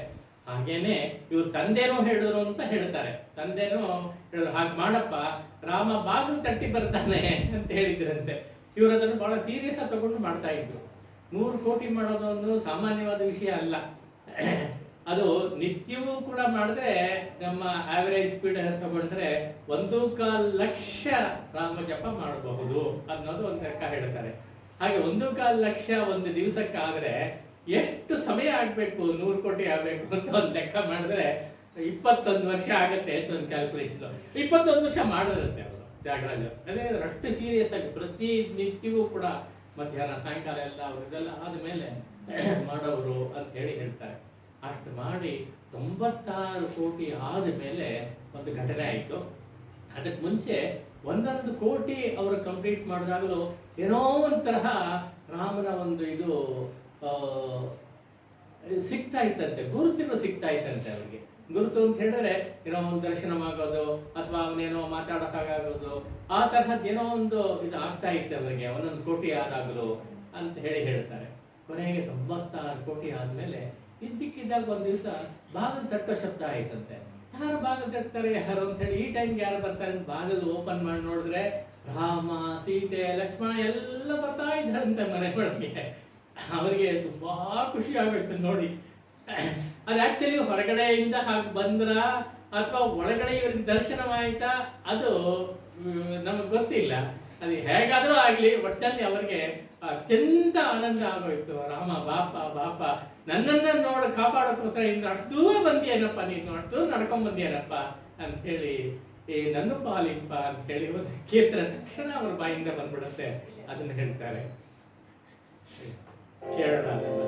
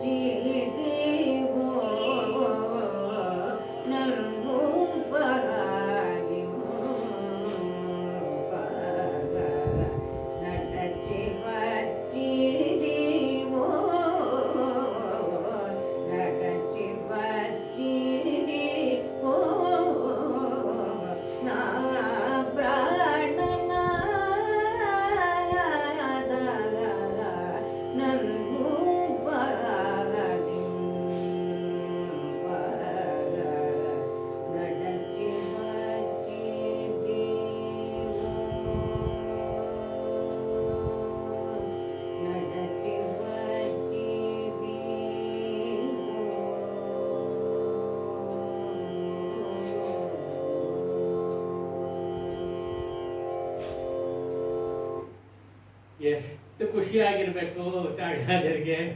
ರಾಮನ ದರ್ಶನ ಆಯ್ತು, ರಾಮ ಪರಿವಾರ ಸಮೇತ ದರ್ಶನವಾಯ್ತಲ್ಲ. ಮೆಲ್ಲಿಗೆ ನಡ್ಕೊಂಬಪ್ಪ ನನ್ನನ್ನು ನೋಡೋಕ್ಕೋಸ್ಕರ, ನನ್ನ ಕಾಪಾಡೋಕ್ಕೋಸ್ಕರ ಅಷ್ಟು ದೂರ ನಡ್ಕೊಂಡ್ ಬಂದಿಯೇನಪ್ಪ ನೀನು ಅಂತೆಲ್ಲ ಹೇಳಿ ಮಾಡ್ತಾರೆ. ಆಯ್ತು, ತುಂಬಾ ಸಂತೋಷ ಆಗೋಯ್ತು ಅವರಿಗೆ. ಹೀಗೆ ಸ್ವಲ್ಪ ಕಾಲ ಓಡತ್ತೆ ಆ ಸ್ಮರಣೆಯಲ್ಲೇ ಮತ್ತೊಂದು ವಿಶೇಷವಾದ ಒಂದು ಘಟನೆ ಆಯಿತು ಅಂತ ಹೇಳ್ತಾರೆ. ಏನಪ್ಪಾ ಅಂತ ಹೇಳಿದ್ರೆ, ಇವರಿಗೆ ಅನೇಕ ಜನ ಅತಿಥಿಗಳು ಬರ್ತಾರೆ ಅಂತ ಹೇಳಿದ್ರೆ ಬೇರೆ ಬೇರೆಯವರು ಬರ್ತಾರೆ, ಆತಿಥ್ಯ ಸ್ವೀಕರಿಸಿ ಇವರು ಮನೆಯಲ್ಲಿ ಉಳಿತಾರೆ. ಉಳಿಯುವಾಗ ಕೆಲವರು ಒಂದ್ ದಿವಸ 2 ದಿವಸ ಇರ್ತಾರೆ, ಕೆಲವರು ವಾರಗಳಿರ್ತಾರೆ, ಕೆಲವರು ತಿಂಗಳು ಇರ್ಬೋದೇನೋ, ಹಾಗೆಲ್ಲ ಆಗ್ತಾ ಇತ್ತು. ಅದಕ್ಕೆಲ್ಲ ಇವರು ವ್ಯವಸ್ಥೆ ಮಾಡ್ತಾ ಇದ್ರು. ಇವ್ರು ಏನ್ ವ್ಯವಸ್ಥೆ ಮಾಡ್ತಾ ಇದ್ರು, ಅಷ್ಟು ಅತಿಥಿಗಳನ್ನ, ಶಿಷ್ಯರುಗಳೆಲ್ಲ ಇರ್ತಾ ಇದ್ರು, ಪಾಠ ಕಲಿಯೋರು, ಸಂಗೀತ ಕಲಿಯೋರು ಶಿಷ್ಯರುಗಳೆಲ್ಲ ಇರ್ತಾ ಇದ್ರು. ಇವ್ರನ್ನೆಲ್ಲ ಹೇಗೆ ಮ್ಯಾನೇಜ್ ಮಾಡ್ತಿದ್ರು ಅಂದ್ರೆ ಇಷ್ಟೇನೆ, ಇವರು ಉಂಚೆ ವೃತ್ತಿ ಬಿಡ್ತಿರ್ಲಿಲ್ಲ. ವಾರಕ್ಕೆ 1 ದಿವಸ ಮಾತ್ರ ಉಂಚೆ ವೃತ್ತಿ ಮಾಡ್ತಿದ್ದಾರಂತೆ. ಉಂಚೆ ವೃತ್ತಿ ಅಂತ ಹೇಳಿದ್ರೆ ಈ ಭಜನೆ ಮಾಡ್ಕೊಂಡು ಬೀದಿಯಲ್ಲಿ ಹೋಗ್ತಾ ಇದ್ರೆ ಎರಡೂ ಕಡೆ ಇರೋ ಮನೆಗಳಲ್ಲಿರುವಂತ ಗೃಹಸ್ಥರು, ಗೃಹಿಣಿಯರು ಬಂದು ಇವರ ಒಂದು ಇದಕ್ಕೆ ಪದಾರ್ಥಗಳು ಹಾಕ್ತಾರೆ. ಅಕ್ಕಿ, ಬೆಲ್ಲ, ಏನೇನು ಪದಾರ್ಥಗಳು ಬೇಕೋ ಎಲ್ಲಾನು, ಉಪ್ಪಿಂದ ಹಿಡಿದು ಕೊನೆಯವರೆಗೂ ಏನೇನು ಬೇಕೋ ಸಾಮಾನುಗಳು ಎಲ್ಲಾನು ಅವ್ರಿಗೆ ಕೊಡೋದೆ. ಅದನ್ನ ತುಂಬಾ ನಿಷ್ಠೆಯಿಂದ ಅವರು ಮಾಡ್ತಾ ಇದ್ರು ಅಂತ. ಯಾಕಂದ್ರೆ ನಾನೇನೋ ಸಂಪಾದನೆ ಮಾಡಿ, ಗೃಹಸ್ಥನಾಗಿ ಸಂಪಾದನೆ ಮಾಡಿದ್ರೆ ಅದ್ರ ವಿನಿಯೋಗ ಅಂತ, ಸದ್ವಿನಿಯೋಗ ಅಂತ ಹೇಳಿದ್ರೆ ಒಳ್ಳೆ ಇವರಿಗೆ ಭಕ್ತರಿಗೆ, ಭಾಗವತರಿಗೆ ಕೊಡೋದು ಅಂತ ಹೇಳಿ ಒಂದು ಪಾರ್ಟ್ ಅನ್ನು ಕೊಡೋದು ಅಂತ ಇರುತ್ತೆ. ಆ ತರಹ ಒಂದು ದಿವ್ಯವಾದ ಮನಸ್ಸಿಟ್ಕೊಂಡು ಪಾಪ ಅವರುಗಳು ಮಾಡ್ತಾ ಇದ್ರು. ಹಾಗೆ ಮಾಡಿದ್ದನ್ನು ಮಾತ್ರ ಇವರು ತಗೋತಾ ಇದ್ರು ಅಂತ. ಹಾಗೆ ಎರಡೂ ಕಡೆ ಸಾಲಾಗಿರೋ ಮನೆಗಳಲ್ಲಿ ಒಬ್ಬರ ಕೊಡ್ತಾ ಇದ್ರು ಅನ್ನೋದನ್ನ ಕೇಳ್ತೀವಿ. ಇದು ಕೂಡ ಭಿಕ್ಷೆ ಬೇಡೋದು ಅನ್ನೋ ಹಾಗೆ ಒಂತಹ ತಗೊಳ್ಳೋ ತರ ನೋಡಬಾರ್ದು. ಇದು ಉಂಚೆ ವೃತ್ತಿ ಅನ್ನೋದು ಸಾಮಾನ್ಯವಾಗಿ ಯಾರು ಮಾಡ್ತಾರೆ ಅಂತ ಹೇಳಿದ್ರೆ ಬಹಳ ದೊಡ್ಡ ಪಂಡಿತರುಗಳು ಮಾಡ್ತಾರೆ ಅಥವಾ ವಿದ್ವಾಂಸರುಗಳು ಮಾಡ್ತಾರೆ. ಇದನ್ನ ನಾವು ಈ ತರ ಸಿಂಪಲ್ ಲೈಫ್ ಲೀಡ್ ಮಾಡಬೇಕು ಅನ್ನೋದೇ ಒಂದು ಧ್ಯೇಯವಾಗಿ ಇಟ್ಕೊಂಡು ಮಾಡೋದಿದಾರಲ್ಲ, ಅವರುಗಳು ಮಾಡೋವಂತ ಒಂದು ಕೆಲಸ. ಅದರಿಂದ ಕಳಪೆ ಅಲ್ಲ ಇದು ಅನ್ನೋ ಜ್ಞಾಪಕ ಇಟ್ಕೋಬೇಕು ನಾವು. ಅದನ್ನ ಉಂಚೆ ವೃತ್ತಿಯನ್ನ ಹಾಗೆ ಮಾಡ್ತಾ ಇದ್ರು. ಮಾಡುವಾಗ ಭಗವಂತನ ಗಾನವನ್ನ ಮಾಡ್ಕೊಂಡು ಹೋಗ್ತಾರೆ. ಇವರು ತಮ್ಮ ಕೀರ್ತನೆಗಳನ್ನೆಲ್ಲ ಹೇಳ್ಕೊಂಡು ಹೋಗ್ತಾರೆ. ಪ್ರಾರಂಭದಲ್ಲಿ ಕೆಲವು ಶಿಷ್ಯರುಗಳ ಜೊತೆಯಲ್ಲಿ ಹೋಗ್ತಾ ಇದ್ರಂತೆ. ಅದನ್ನ ಅವರಿಗೆ ಸಿಕ್ಕೋ ಅಂತ ಒಂದು ಪದಾರ್ಥಗಳಿದೆಯಲ್ಲ ಅದನ್ನ ಇಟ್ಕೊಂಡು 1 ವಾರ ಇವರು ತಮ್ಮ ಕುಟುಂಬಕ್ಕೆ, ಶಿಷ್ಯರಿಗೆ, ಅತಿಥಿಗಳಿಗೆ ಎಲ್ಲರೂ ಆಗೋ ಹಾಗೆ ಆಗ್ತಾ ಇತ್ತು, ಮ್ಯಾನೇಜ್ ಮಾಡ್ತಿದ್ರು ಅಂತ. ಹೋಗ್ತಾ ಅತಿಥಿಗಳು ಜಾಸ್ತಿ ಆದ್ರು, ಶಿಷ್ಯರು ಕೂಡ ಮುಂಚೆ ಹೊತ್ತಿಗೆ ಶಿಷ್ಯರು ಜಾಸ್ತಿ ಆದ್ರು, ಜೊತೆಲಿ ಬರೋರು ಅಂತ ಹೇಳ್ತಾರೆ. ಒಟ್ಟಲ್ಲಿ ಹಾಗೆ ಅವ್ರು ಮ್ಯಾನೇಜ್ ಮಾಡ್ತಾ ಇದ್ರು ಅಂತ. ಮಾಡ್ತಾ ಇರೋ ಸಂದರ್ಭದಲ್ಲಿ ಒಂದು ದಿವಸ ಒಬ್ಬ ಸನ್ಯಾಸಿ ಬಂದ್ರಂತೆ ಮನೆಗೆ. ಸನ್ಯಾಸಿ ಬಂದು ಇವ್ರಿಗೆ ಅತಿಥಿಯಾಗಿ ಬಂದಿದ್ದಾರೆ. 1 ದಿವಸ ನಾನು ಇರ್ತೀನಿ, ನಾಳೆ ಹೊರಟ್ಬಿಡ್ತೀನಿ ಕೇಳ್ಕೊಂಡು ಬಂದಿದ್ದಾರೆ. ಬಂದು ಇವ್ ಭೋಜನಕ್ಕೆಲ್ಲ ರೆಡಿ ಆಗ್ಬೇಕು, ಸಿದ್ಧವಾಗ್ಬೇಕು ಅಂತ ಹೇಳಿದ್ರಂತೆ ತ್ಯಾಗರಾಜರು. ಅದಕ್ಕೆ ಇಲ್ಲ, ನಾನು ಹೋಗಿ ಕಾವೇರಿ ಸ್ನಾನ ಮಾಡ್ಕೊಂಡು ಆನೇಕಳು ಮುಗಿಸ್ಕೊಂಡ್ ಬರ್ತೀನಿ, ಆಮೇಲೆ ಭೋಜನ ಮಾಡ್ಬೋದು ಅಂತ ಹೇಳಿ ಅವರು ಹೊರಟ್ರು. ಆಮೇಲೆ ನೋಡಿದ್ರೆ ಮಧ್ಯಾಹ್ನ ಹೊರಟು ಬರಲೇ ಇಲ್ಲ ವಾಪಸ್. ಎಷ್ಟೊತ್ತಾದ್ರೂ ಬರಲಿಲ್ಲ. ಇವರು ತ್ಯಾಗರಾಜ ಕಾಯ್ತಾ ಕೂತಿದ್ದಾರೆ, ಅತಿಥಿ ಬರ್ಲಿ ಅಂತ. ಅವ್ರು ಭೋಜನ ಮಾಡಿದ್ರು, ತಾವು ಭೋಜನ ಮಾಡ್ಬೇಕು. ನೋಡಿದ್ರೆ ಬರಲೇ ಇಲ್ಲ. ಸಾಯಂಕಾಲ ಆಯ್ತು, ರಾತ್ರಿ ಆಯ್ತು, ಬರಲೇ ಇಲ್ಲ. ಈಗ ಇವರಿಗೆ ಏನ್ ಮಾಡೋದು ಅಂತ ಗೊತ್ತಾಗ್ಲಿಲ್ಲ. ಸರಿ, ಕೊನೆಗೆ ಅದೇ ಚಿಂತೆಯಲ್ಲಿ ಮಲಗಿದರಂತೆ. ಮನೆಗೆ ನಿದ್ದೆ ಮಾಡಿದಾಗ ಕನಸಿನಲ್ಲಿ ನಾರದ ಮಹರ್ಷಿಗಳು ಕಾಣಿಸ್ಕೊಂಡು ಅವ್ರು ಹೇಳ್ತಾರೆ, ನಾನು ಸನ್ಯಾಸಿಯಾಗಿ ಬಂದಲ್ಲ, ನಾಳೆಪ್ಪ ಬಂದಿದ್ದು, ನಿನಗೆ 2 ಗ್ರಂಥ ಕೊಡ್ಬೇಕಾಗಿತ್ತು, ಅದನ್ನ ಅಲ್ಲಿ ನಿನ್ನ ಇದರಲ್ಲಿ ಕೊಠಡಿಯಲ್ಲಿ ಇಟ್ಟಿದ್ದೀನಿ, ಅದನ್ನು ನೀನು ತಗೊಂಡು ನಾನು ಚೆನ್ನಾಗಿ ಅಧ್ಯಯನ ಮಾಡು, ನಿನಗೆ ಒಳ್ಳೇದಾಗತ್ತೆ ಅಂತ ಹೇಳಿ ಆಶೀರ್ವಾದ ಮಾಡಿ ಅವ್ರ ಮರೆಯಾಗ್ಬಿಟ್ಟಂತೆ. ಅದರಿಂದ ನಾರದ ಮಹರ್ಷಿಗಳ ಒಂದು ದರ್ಶನವೂ ಕೂಡ ಇವ್ರಿಗೆ ಆಯಿತು ಅನ್ನೋದನ್ನ ಹೇಳ್ತಾರೆ. ಆ ಗ್ರಂಥ ಯಾವುದು ಅಂತ ಹೇಳಿದ್ರೆ ಸ್ವರಾರ್ಣವ ಅಂತ ಒಂದು ಗ್ರಂಥ, ಇನ್ನೊಂದು ನಾರದೀಯಂ ಅಂತ. ಸ್ವರಾರ್ಣವ ಅಂತ ಹೇಳಿದ್ರೆ, ಅರ್ಣವ ಅಂತ ಹೇಳಿದ್ರೆ ಸಮುದ್ರ. ಸ್ವರಾರ್ಣವ, ಸ್ವರಗಳು ಅನ್ನೋದು ಸಮುದ್ರದಂತೆ ಅಷ್ಟು ವಿಸ್ತಾರವಾಗಿದೆ, ಅಷ್ಟು ಸ್ವರಗಳು ವ್ಯಾಪ್ತಿ, ಅದನ್ನ ವಿಕಾಸ ಅದನ್ನೆಲ್ಲ ಹೇಳುವಂತ ಒಂದು ಗ್ರಂಥವಾಗಿದೆ ಅದು ಅಂತ ಹೇಳ್ತಾರೆ. ಅಂತಹ ಒಂದು ಗ್ರಂಥವನ್ನ ತ್ಯಾಗರಾಜರು ಸ್ವರಗಳ ವಿಸ್ತಾರವನ್ನು ಚೆನ್ನಾಗಿ ಅಧ್ಯಯನ ಮಾಡಿದವರು. ಅಷ್ಟೇ ಅಲ್ಲ, ಸ್ವರಗಳಿಂದ ಮುಂದಕ್ಕೆ ಹೋದ್ರೆ ರಾಗ, ಸ್ವರಗಳ ಹಿಂದಕ್ಕೆ ಹೋದ್ರೆ ಅಲ್ಲಿ ಶ್ರುತಿ, ಅದಕ್ಕೂ ಹಿಂದೆ ಹೋದ್ರೆ ನಾದ, ಅದಕ್ಕೂ ಹಿಂದೆ ಹೋದ್ರೆ ಪ್ರಣವ, ಅಲ್ಲಿವರೆಗೂ ಅವರು ತಮ್ಮ ಉಪಾಸನೆಯನ್ನ ಮಾಡ್ತಾ ಇದ್ರು. ಅದರಿಂದ ತ್ಯಾಗ ಬ್ರಹ್ಮಂ ಅಂತ ಅವರ ಹೆಸರು ಮೊದಲಟಿಯಿಂದ. ಹಾಗೆ ಅವರು ನಾದ ಬ್ರಹ್ಮ ಉಪಾಸಕರಾಗಿದ್ರು ಅನ್ನೋದನ್ನ ಜ್ಞಾಪಿಸ್ಕೋತೀವಿ. ನಮ್ಮ ಶ್ರೀರಂಗ ಮಹಾಗುರುಗಳನ್ನ ತುಂಬಾ ಹೇಳ್ತಾ ಇದ್ರು, ನಾದ ಬ್ರಹ್ಮ ಉಪಾಸಕರಷ್ಟೇ ಅಲ್ಲ, ಸಿದ್ಧ ಪಾದರಲ್ಲಿ ಹೇಳ್ತಾ ಇದ್ರು. ಅದನ್ನ ಜ್ಞಾಪಿಸ್ಕೊಳ್ತೀನಿ. ಅಂತ ಒಂದು ನಾರದ ಮಹರ್ಷಿಗಳ ಒಂದು ದರ್ಶನವಾದ ಮೇಲೆ ಅವರ ಒಂದು ಇದೇ ಅವರ ರಚನೆಗಳು, ಕೃತಿ ರಚನೆಗಳು ಅವೆಲ್ಲ ಒಂದು ಮೆರುಗನ್ನು ಪಡೆಯಿತು, ಒಂದು ಕಾಂತಿಯನ್ನು ಪಡೆಯಿತು ಅನ್ನೋದನ್ನು ಹೇಳ್ತಾರೆ. ಅದರಲ್ಲಿ ಅವರನ್ನು ಸ್ತೋತ್ರ ಮಾಡುವಂಥ ಒಂದು ಇದು ನಾರದ ಪಂಚರತ್ನಂತೆ ಮಾಡಿದ್ದಾರೆ ತ್ಯಾಗರಾಜರು. ಅದು ತುಂಬ ಪ್ರಸಿದ್ಧವಾದ ಒಂದೆರಡು ಗೀತೆಗಳನ್ನು ಹೇಳ್ತಾರೆ.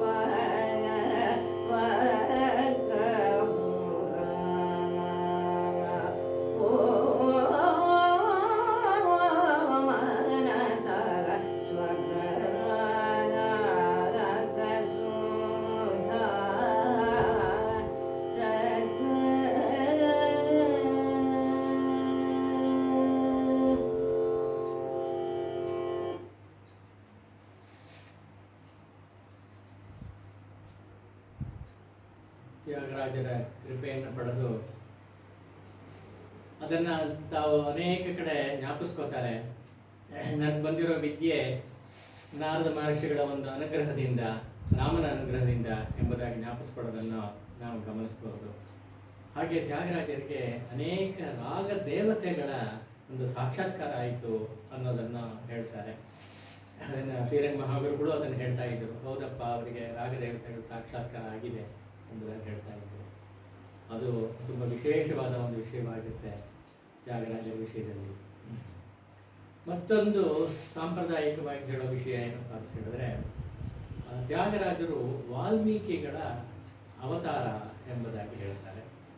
ಹಿಂದೆ ನಾವು ತುಳಸಿದಾಸರ ವಿಷಯದಲ್ಲೂ ಹೇಳಿದ್ವು, ವಾಲ್ಮೀಕಿಗಳ ಅವತಾರ ಅವರು ಅಂತ ಹೇಳಿ ಅಂಶ ಅಂತ ಹೇಳ್ಬಹುದು. ಅಂದರೆ ಒಂದು ದೃಷ್ಟಿಯಿಂದ ಒಂದು ಸಾಮ್ಯ ಇದೆ. ಈಗ ಇದು ವಾಲ್ಮೀಕಿಗಳು ಮೊದಲು ಬೇಡರಾಗಿದ್ದಾಗ ಆವಾಗ ಋಷಿಗಳೆಲ್ಲ ಬಂದು ಕೆಲವರಿಗೆ ಒಂದು ಉಪದೇಶ ಮಾಡೋದಂತೆ. ಏನು, ನೀನು ಮರ ಮರ ಅಂತ ಹೇಳ್ತಾ ಇರು, ಜಪ ಮಾಡು ಅಂತ ಹೇಳಿ ಒಂದು ಮಂತ್ರವನ್ನು ಹೇಳ್ಕೊಟ್ರು. ಮರ ಮರ ಅಂತ ಮಂತ್ರ. ರಾಮ ಅಂತ ಹೇಳ್ಕೊಂಡಿದ್ದ, ರಾಮ ರಾಮ ಹೇಳ, ಮರ ಮರ ಅಂತ ಹೇಳುವಂತ. ಮರ ಮರ ಹೇಳ್ತಾ ಇದ್ರೆ ರಾಮ ಆಗತ್ತೆ, ಅದು ಹಾಗೆ ಹೇಳ್ಕೊಟ್ರು ಅಂತ.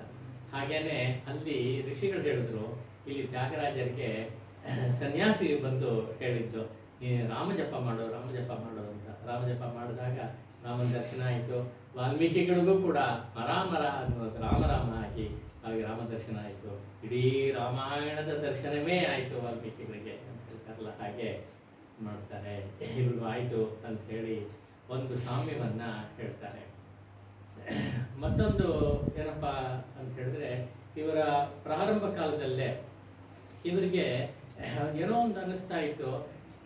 ನಾನು ರಾಮನ್ ಹೇಳ್ತಾರೆ, ನಾನು ಯಾತಕ್ಕೆ ಹುಟ್ಟಿದ್ದೀನಿ ಅಂತ ನಿನಗೆ ಚೆನ್ನಾಗಿ ಗೊತ್ತು, ನನ್ನ ಇದಾಗಿರೋದು ನೀನೇ ಮರ್ತ್ಬಿಟ್ಟಿಯಾ, ಅದು ಗೊತ್ತಿಲ್ಲ ನಿನಗೆ ಅಂತ ಹೇಳಿ ಕೇಳ್ತಾರೆ. ಕೇಳ್ಬಿಟ್ಟು ಈಗ ವಾಲ್ಮೀಕಿಗಳು ರಾಮಾಯಣವನ್ನು ಬರೆದ್ರು, ಹಾಗೆ ವಾಲ್ಮೀಕಿಗಳು ಇನ್ನು ಮುಂದೆ ಬೇರೆ ಬೇರೆಯವ್ರು ಬರೆದಿದ್ದಾರೆ, ತುಳಸಿದಾಸ ಬರೆದಿದ್ದಾರೆ, ಕಂಬರ ಬರೆದಿದ್ದಾರೆ, ಎಲ್ಲರೂ ಬರ್ತಾರೆ. ಅಷ್ಟು ಮಾಡ್ಬಿಟ್ರೆ ಸಾಕ, ನನ್ನ ದಾಹ ಇದೆಯಲ್ಲ, ನಿನ್ನನ್ನು ಕೊಂಡಾಡಬೇಕು ಅಂತ ದಾಹ ಇದೆಯಲ್ಲ, ಅದು ಅಡಗಿ ಹೋಗುತ್ತಾ ಇಲ್ಲ ಆದರೂ ಅಂತ ಕೇಳ್ತಾರೆ. ಅದಕ್ಕೋಸ್ಕರ ನಾನು ಹೇಳಬೇಕು ಅನ್ನೋದು ಅದರ ಹಿಂದೆ ಇದೆ. ಹಾಗೆ ವಾಲ್ಮೀಕಿ ತರಹ ಇದು ಮಾಡಬೇಕು. ವಾಲ್ಮೀಕಿಗಳು ಶ್ಲೋಕದ ತರಹ ಸಂಸ್ಕೃತದಲ್ಲಿ ಹೇಳಿದ್ರು, ಇವರು ಗಾನ ರೂಪದಲ್ಲಿ, ಕೃತಿಗಳ ರೂಪದಲ್ಲಿ ಹೇಳಿದ್ದಾರೆ ಅಂತ ಹೇಳೋದನ್ನ ತುಂಬಾ ಚೆನ್ನಾಗಿದೆ. ಆಮೇಲೆ ಏಪನಿಕೋ ಅಂತ ಹೇಳಿ ಒಂದು ಕೃತಿಯನ್ನ ಹೇಳ್ತಾರೆ.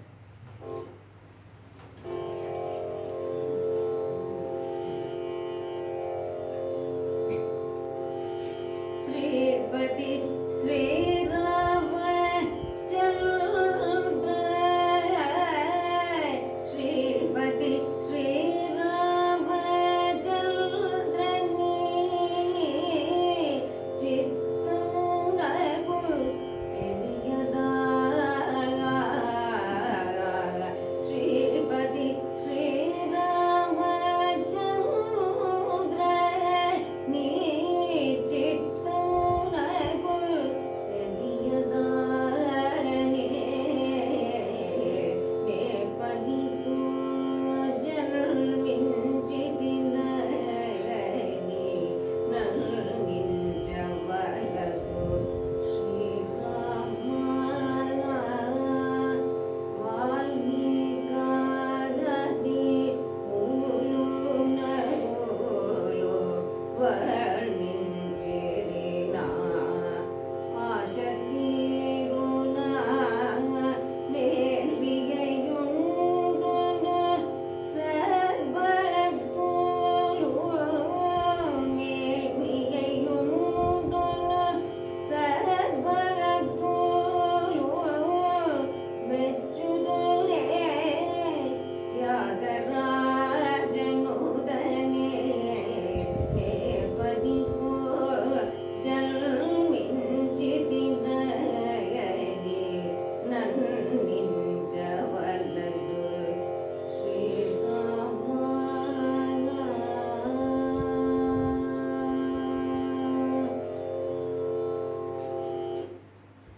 ಭಗವಂತನಿಗೆ ಏನೋ ಒಂದು ಸಂಕಲ್ಪ ಇದೆ ತಾನು ಹುಟ್ಟಿದ್ದಕ್ಕೆ ಅನ್ನೋದನ್ನ ಅಲ್ಲಿ ಸೂಚನಾ ಮಾತ್ರವಾಗಿ ಹೇಳ್ತಾರೆ. ಇದು ಪ್ರಾರಂಭ ಕಾಲದಲ್ಲೇ, ಅವ್ರು ತುಂಬಾ ಪ್ರಸಿದ್ಧಿಗೆ ಬರದೇ ಇರೋ ಕಾಲದಲ್ಲೇ ಅವರ ಮನಸ್ಸಿಗೆ ಹಾಕಿ ತೋರಿ ಅದನ್ನು ಹೇಳಿದ್ದಾರೆ. ಹಾಗೆ ಮುಂದುವರಿತಾ ಕೊನೆ ಕಾಲ ಬಂದಾಗ ಸ್ಪಷ್ಟವಾಗಿ ಹೇಳ್ತಾರೆ, ಓ ದಾಶರಥಿ ಅಂತ ಹೇಳಿ ದಾಶರಥಿ ಅಂತ ಹೇಳ್ತಾರೆ, ನೀನು ಯಾತಕ್ಕೋಸ್ಕರ ನಾನು ಹುಟ್ಟಿದ್ನೋ, ಯಾವ ಕೆಲಸಕ್ಕಾಗಿ ನನ್ನ ಹುಟ್ಟಿಸಿದ್ಯೋ ನೀನು, ಆ ಕೆಲಸ ನಾನು ಪೂರ್ತಿ ಮಾಡಿದ್ದೀನಪ್ಪ, ಇನ್ನು ಸಾಕು, ನೀನು ವಾಪಸ್ ತಗೊಂಡ್ಬಿಡ ನನ್ನ ಅಂತೇಳಿ ಪ್ರಾರ್ಥನೆ ಮಾಡ್ತಾರೆ. ಅದು ಹೇಳ್ತೀರಾ? ಅದು ಅದು ಚೆನ್ನಾಗಿದೆ. ಆ ಅಭಿಪ್ರಾಯ ಬರುವಂತ ಕೀರ್ತನೆಯನ್ನು ಮಾಡಿದ್ದಾರೆ. ಹೀಗೆ ಇದೆಲ್ಲ ಇಂಡಿಕೇಶನ್ ವಾಲ್ಮೀಕಿಗಳಿಗೂ ಇವ್ರಿಗೂ ಒಂದು ಕನೆಕ್ಷನ್ ಇದೆ ಅನ್ನೋದು. ಅವತಾರ ಬಾ ಇಲ್ವಾ ಅನ್ನೋದನ್ನ ಭಗವಂತ ಹೇಳ್ಬೇಕು, ನಾವು ಹೇಳಕ್ಕಾಗಲ್ಲ. ಆದರೆ ಆ ಇಂಡಿಕೇಶನ್ಸ್ ಎಲ್ಲ ಇದೆ. ಇನ್ನೊಂದು ಏನಪ್ಪ ವಿಶೇಷ ಅಂತ ಹೇಳಿದ್ರೆ, ಈಗ ವಾಲ್ಮೀಕಿಗಳು ಕಣ್ಣು ಮುಚ್ಚಿ ಒಳಗಡೆ ದರ್ಶನ ಮಾಡಿ ರಾಮಾಯಣವನ್ನು ಹಾಗೇ ಬರೆದ್ರು, ಪೂರ್ತಿ ಬರೆದ್ರು ಅನ್ನೋದು ಪ್ರಸಿದ್ಧವಾದ ವಿಷಯ, ಎಲ್ರಿಗೂ ಗೊತ್ತು. ಆದರೆ ಅದ್ರ ಜೊತೆಗೆ ಇನ್ನು ಅನೇಕರಿಗೆ ವಾಲ್ಮೀಕಿಗಳು ಹೇಳದೇ ಇರೋ ವಿಷಯಗಳೆಲ್ಲ ದರ್ಶನಕ್ಕೆ ಬಂದಿರಬಹುದು ಅಂತ. ಇವಾಗ ಉದಾಹರಣೆಗೆ ತುಳಸಿದಾಸರು ತಗೊಂಡ್ರೆ, ತುಳಸಿದಾಸರು ಅನೇಕ ವಿಷಯಗಳನ್ನ ಹಾಗೆ ಹೇಳ್ತಾರೆ, ವಾಲ್ಮೀಕಿ ರಾಮಾಯಣದಲ್ಲಿ ಇಲ್ಲದೆ ಇರೋ ವಿಷಯಗಳನ್ನು ಹೇಳ್ತಾರೆ. ನಾವು ಹಿಂದೆ ನೋಡಿದ್ವು ಆ ಗುಹನ ಪ್ರಸಂಗ, ಅದೆಲ್ಲ ಮಾಡುವಾಗ ಇದು ಗಂಗೆ ದಾಟಿ ಹೋಗುವಾಗ ಮಾಡಿದ್ದು ತುಂಬಾ ಸ್ವಾರಸ್ಯವಾದ ಪ್ರಸಂಗಗಳು. ಅದೆಲ್ಲ ನಡೀತಾ ಅಂತ ಕೇಳಿ ನಡೆದಿರಬಹುದು, ಅದು ತುಳಸಿದಾಸರ ದರ್ಶನವಾಯಿತು, ಅದನ್ನು ಅವ್ರಿಗೆ ಹೇಳಿದ್ದಾರೆ ಅಂತ. ಎರಡು ತರಹ ಅದನ್ನ ವ್ಯಾಖ್ಯಾನ ಮಾಡ್ಬೋದು. ಕಾವ್ಯ ದೃಷ್ಟಿಯಿಂದ ಚೆನ್ನಾಗಿದೆ, ಬರೀ ಕಾವ್ಯಕ್ಕೋಸ್ಕರ ಮಾಡಿರೋದು ಅಂತ ಹೇಳ್ಬೋದು. ಕಾವ್ಯ ದೃಷ್ಟಿ ಇರೋರು ಹಾಗೆ ಅನ್ಕೊಳ್ಳಿ, ಬೇಡ ಅಂತಲ್ಲ. ಅಥವಾ ಅವ್ರಿಗೂ ತುಳಸಿದಾಸರಿಗೂ ಆ ದರ್ಶನ ಆಯಿತು, ದರ್ಶನವಾಗಿದ್ದನ್ನ ಕಾವ್ಯ ರೂಪದಲ್ಲಿ ತಗೊಂಡ್ಬಂದರು ಅಂತ ಹೇಳ್ಬೋದು. ಆ ದೃಷ್ಟಿ ಇರೋರು ಹಾಗೆ ನೋಡ್ತಾರೆ. ಎರಡು ಥರವೂ ಸಾಧ್ಯತೆ ಉಂಟು, ಎರಡನ್ನೂ ಅನುಭವಿಸೋಣ ನಾವು ಅಂತ ಹೇಳಿ ಹೇಳ್ತೀವಿ. ಹೀಗೆ ಕಂಬರಾಮಾಯಣದಲ್ಲಷ್ಟೇ ಎಷ್ಟೋ ವಿಷಯಗಳನ್ನ ವಾಲ್ಮೀಕಿ ರಾಮಾಯಣದಲ್ಲಿ ಬರದೇ ಇರೋ ವಿಷಯಗಳನ್ನ ಅವ್ರು ಹೇಳ್ತಾರೆ. ಹೀಗೆ ಭಗವಂತನು ಕೂಡ ವಾಲ್ಮೀಕಿಗೆ ಅನೇಕ ವಿಷಯಗಳನ್ನು ತೋರಿಸ್ಕೊಟ್ಟ, ಇಡೀ ರಾಮಾಯಣ ಒಂಥರ ತೋರಿಸ್ಕೊಟ್ಟ. ಮಧ್ಯಕಾಲದಲ್ಲಿ ಆಗಿದ್ದ ಡೀಟೇಲ್ಸ್ ಎಲ್ಲ ಹೇಳದೇ ಇರ್ಬೋದು, ಅದನ್ನ ಬೇರೆ ಮೂಲಕ ಯಾಕೆ ತೋರಿಸಿರಬಾರ್ದು ಅಂತ ಅನ್ಸುತ್ತೆ. ಹಾಗೆ ತ್ಯಾಗರಾಜರಿಗೂ ತೋರಿಸಿದ್ದಾನೆ ಭಗವಂತ, ರಾಮನ್ ತೋರಿಸಿದ್ದಾನೆ. ಅಲ್ಲಿ ಒಂದು ಎರಡು ಪ್ರಸಂಗಗಳು ಬರುತ್ತೆ, ಅದನ್ನ ಅವರು ಹೇಳ್ತಾರೆ, ನಾವು ಅದನ್ನು ಗಮನಿಸೋಣ. ಒಂದು ಪ್ರಸಂಗ ತುಂಬಾ ಚೆನ್ನಾಗಿದೆ. ರಾಮ, ಲಕ್ಷ್ಮಣ, ಸೀತೆ 3 ಜನನು ಕಾಡಿಗೆ ಹೋಗ್ತಾರೆ. ವನವಾಸ ಪ್ರಾರಂಭ ಆಗಿದೆ. ಪ್ರಾರಂಭದ ಘಟ್ಟ ಇದು.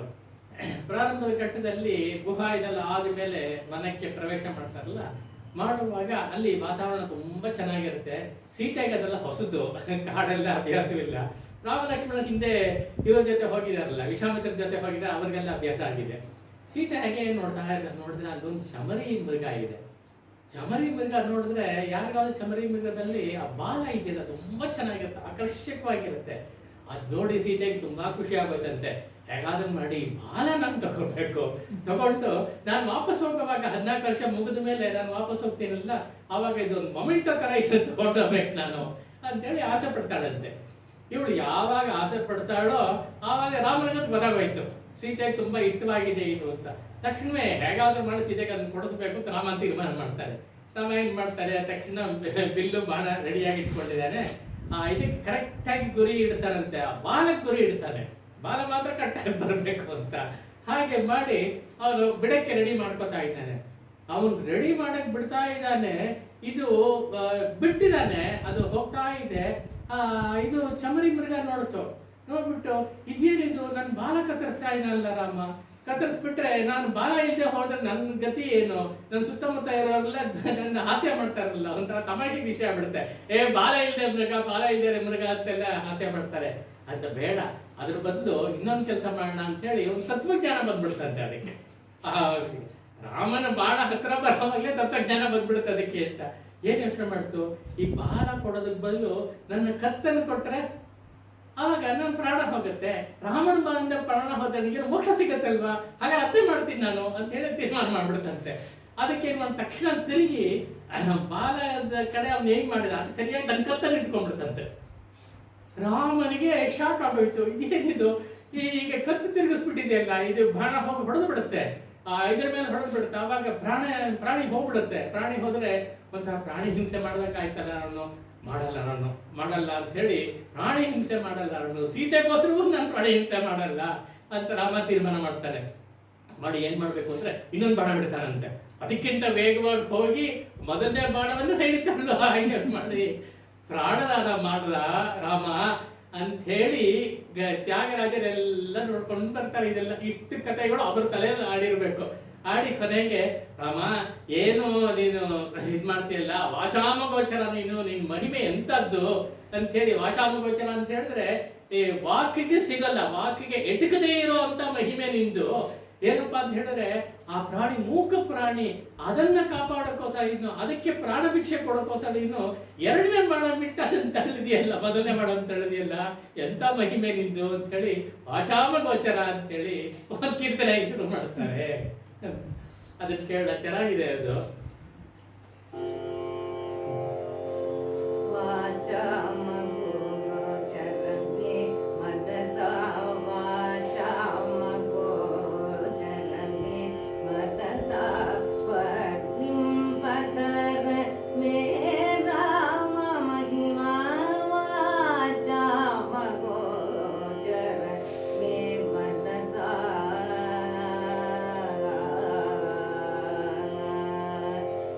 Yeah.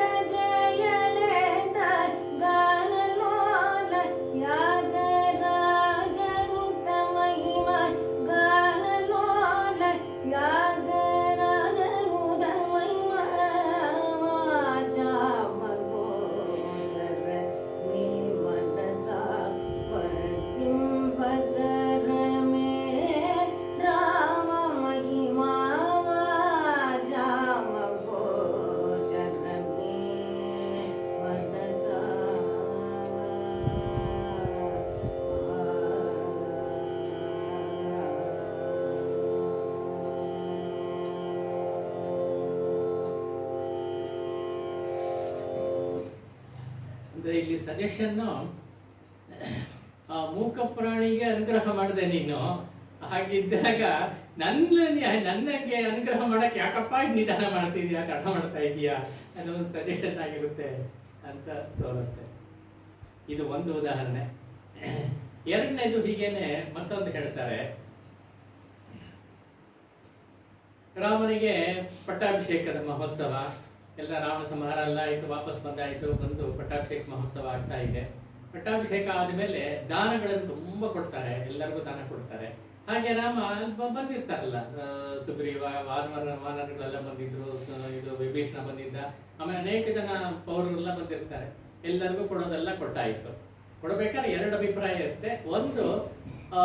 ಒಂದು ಫಂಕ್ಷನ್, ಒಂದು ದೊಡ್ಡ ಇದು ಪಟ್ಟಾಭಿಷೇಕ ಅಂತ ಆದಮೇಲೆ ದಾನ ಕೊಡೋದು, ಸಂತೋಷವಾಗಿ ಕೊಡೋದು ಒಂದು ಪಾರ್ಟ್. ಎರಡನೇದು ದಾನ ಕೊಡೋದ್ರ ಮೂಲಕ ತಮ್ಮ ಪಾಪಗಳನ್ನ ಕಳ್ಕೊಳ್ಳೋದು ಅಂತ ಹೊಂದಿರುತ್ತೆ. ಅದು ಒಂದು ಕಾರಣವಾಗಿ ಸಾಮಾನ್ಯವಾಗಿ ಯಜ್ಞ ಕಾರ್ಯ ಆದ್ಮೇಲೆ ಮಾಡ್ತಾರೆ. ರಾಮನಿಗೆ ಪಾಪ ಬರುತ್ತೆ ಅಂತಲ್ಲ, ಆದರೂ ಒಂದು ದೃಷ್ಟಿಯಿಂದ ಯುದ್ಧ ಆಗಿದೆ, ಯುದ್ಧದಲ್ಲಿ ಅನೇಕ ಜನರ ಸಂಹಾರ ಆಗಿದೆ. ಇವರೇ ನೆರವಾಗಿ ಮಾಡಿದ್ದು ಉಂಟು, ಬೇರೆಯವ್ರ ಮೂಲಕ ಮಾಡಿಸಿದ್ದು ಉಂಟು, ಎಲ್ಲ ಆಯಿತು. ರಾವಣ ಸಂಹಾರ, ಕುಂಭಕರ್ಣ ಸಂಹಾರ ಎಲ್ಲ ಆಯಿತು. ಎಲ್ಲ ಆಗಿರೋದ್ರಿಂದ ಒಂದು ತರಹ ಪಾಪ ಅಂಟುಕೊಳ್ಳುತ್ತೆ ಅಂತ ನಮ್ಮ ಪೂಜ್ಯರಾದ ರಾಮಭದ್ರಾಚಾರ್ಯ ಹೇಳ್ತಾ ಇದ್ರು. ಎಂಥ ಕೆಲಸ ಆದರೂ ಕೂಡ ಸರ್ಜನ್ನು ಆಪರೇಷನ್ ಮಾಡಿದ್ರೆ ಅವನು ಒಳ್ಳೆ ಉದ್ದೇಶದಿಂದ ಮಾಡ್ತಾನೆ, ಆಗ ಅವನ ಕೈಯೆಲ್ಲ ರಕ್ತ ಆಗಿರಲ್ವಾ, ಆಮೇಲೆ ಅವ್ನು ತೊಳ್ಕೊಳ್ಳಲ್ವಾ, ಹೋಗ್ಬಿಟ್ಟು ತೊಳ್ಕೊಳ್ಳೇಬೇಕಪ್ಪ ಅಂತ. ಅವನಿಗೇನಾದ್ರಿಂದ ಆಗಿಲ್ಲ, ಆದ್ರೆ ಮೇಲೆ ರಕ್ತ ಅಂಟಿದೆ, ಅದನ್ನು ತೊಳ್ಕೊಳ್ಳೇಬೇಕು, ಹಾಗೆ ಇದು ಮಾಡೋಕ್ಕಾಗಲ್ಲ. ಹಾಗೆ ರಾಮನಿಗೂ ಕೂಡ ಸ್ವಲ್ಪ ಪಾಪಗಳೆಲ್ಲ ಹೋಗ್ಬೇಕು ಅಂತ, ಅಂಟಿರೋ ಪಾಪ ಅಷ್ಟೇ, ಮೇಲ್ಗಡೆ ಸರ್ಫೇಸಲ್ಲಿ ಇರೋ ಪಾಪ ಅದು ಹೋಗ್ಬೇಕು ಅಂತ. ಹೀಗೆ ದಾನಗಳು ಕೊಡೋದೆಲ್ಲ ಇದೆ. ಎಲ್ಲ ದಾನಗಳು ಸ್ವೀಕರಿಸೋ ಜನ ಸಿಗ್ತಾರೆ, ತಗೊಂಡ್ಬಿಡ್ತಾರೆ. ಆದ್ರೆ ಒಂದೇ ಒಂದು ದಾನ, ತಿಲದಾನ ಅಂತಿದೆ. ತಿಲ ಅಂದ್ರೆ ಎಳ್ಳು ದಾನ ಮಾತ್ರ ಯಾರು ತಗೊಳಲ್ಲ ಸಾಮಾನ್ಯವಾಗಿ. ಹೇಗೆ ಅಂತ ಹೇಳಿದ್ರೆ, ಎಳ್ಳು ದಾನ ತಗೊಂಡ್ರೆ ಅವರು ತಪಸ್ಸು ಮಾಡಿದಾರಲ್ಲ ಅದೆಲ್ಲ ಭಂಗವಾಗ್ಬಿಡುತ್ತೆ, ಹೋಗ್ಬಿಡುತ್ತೆ, ನಷ್ಟವಾಗ್ಬಿಡುತ್ತೆ. ಆಮೇಲೆ ಕಾಂತಿಹೀನರಾಗ್ಬಿಡ್ತಾರೆ ಅವರು, ದಾನ ತಗೊಳ್ಳೋರು, ಎಳ್ಳು ದಾನ ತಗೊಳ್ಳೋರು ಅಂತ ಒಂದು ಪ್ರತೀತಿ ಇದೆ. ಒಂದು ರೀತಿಯಿಂದ ಸರಿ. ಹಾಗಾದ್ರೆ ದಾನ ಕೊಡೋದು ಬೇಡ ಅಂತ ಹೇಳಿದ್ರೆ ಪೂರ್ತಿ ಆಗಲಿ, ಯಜ್ಞ ಪೂರ್ತಿ ಆಗಲ್ಲ. ಯಜ್ಞ ಪೂರ್ತಿ ಆಗ್ಬೇಕಾದ್ರೆ ದಾನ ಕೊಡ್ಲೇಬೇಕು, ದಾನ ಕೊಟ್ಟರೆ ಯಾರೋ ತಗೊಳ್ಲೇಬೇಕು. ಆದ್ರೆ ಈ ದಾನ ತಗೊಳಕ್ ರೆಡಿ ಇಲ್ಲ.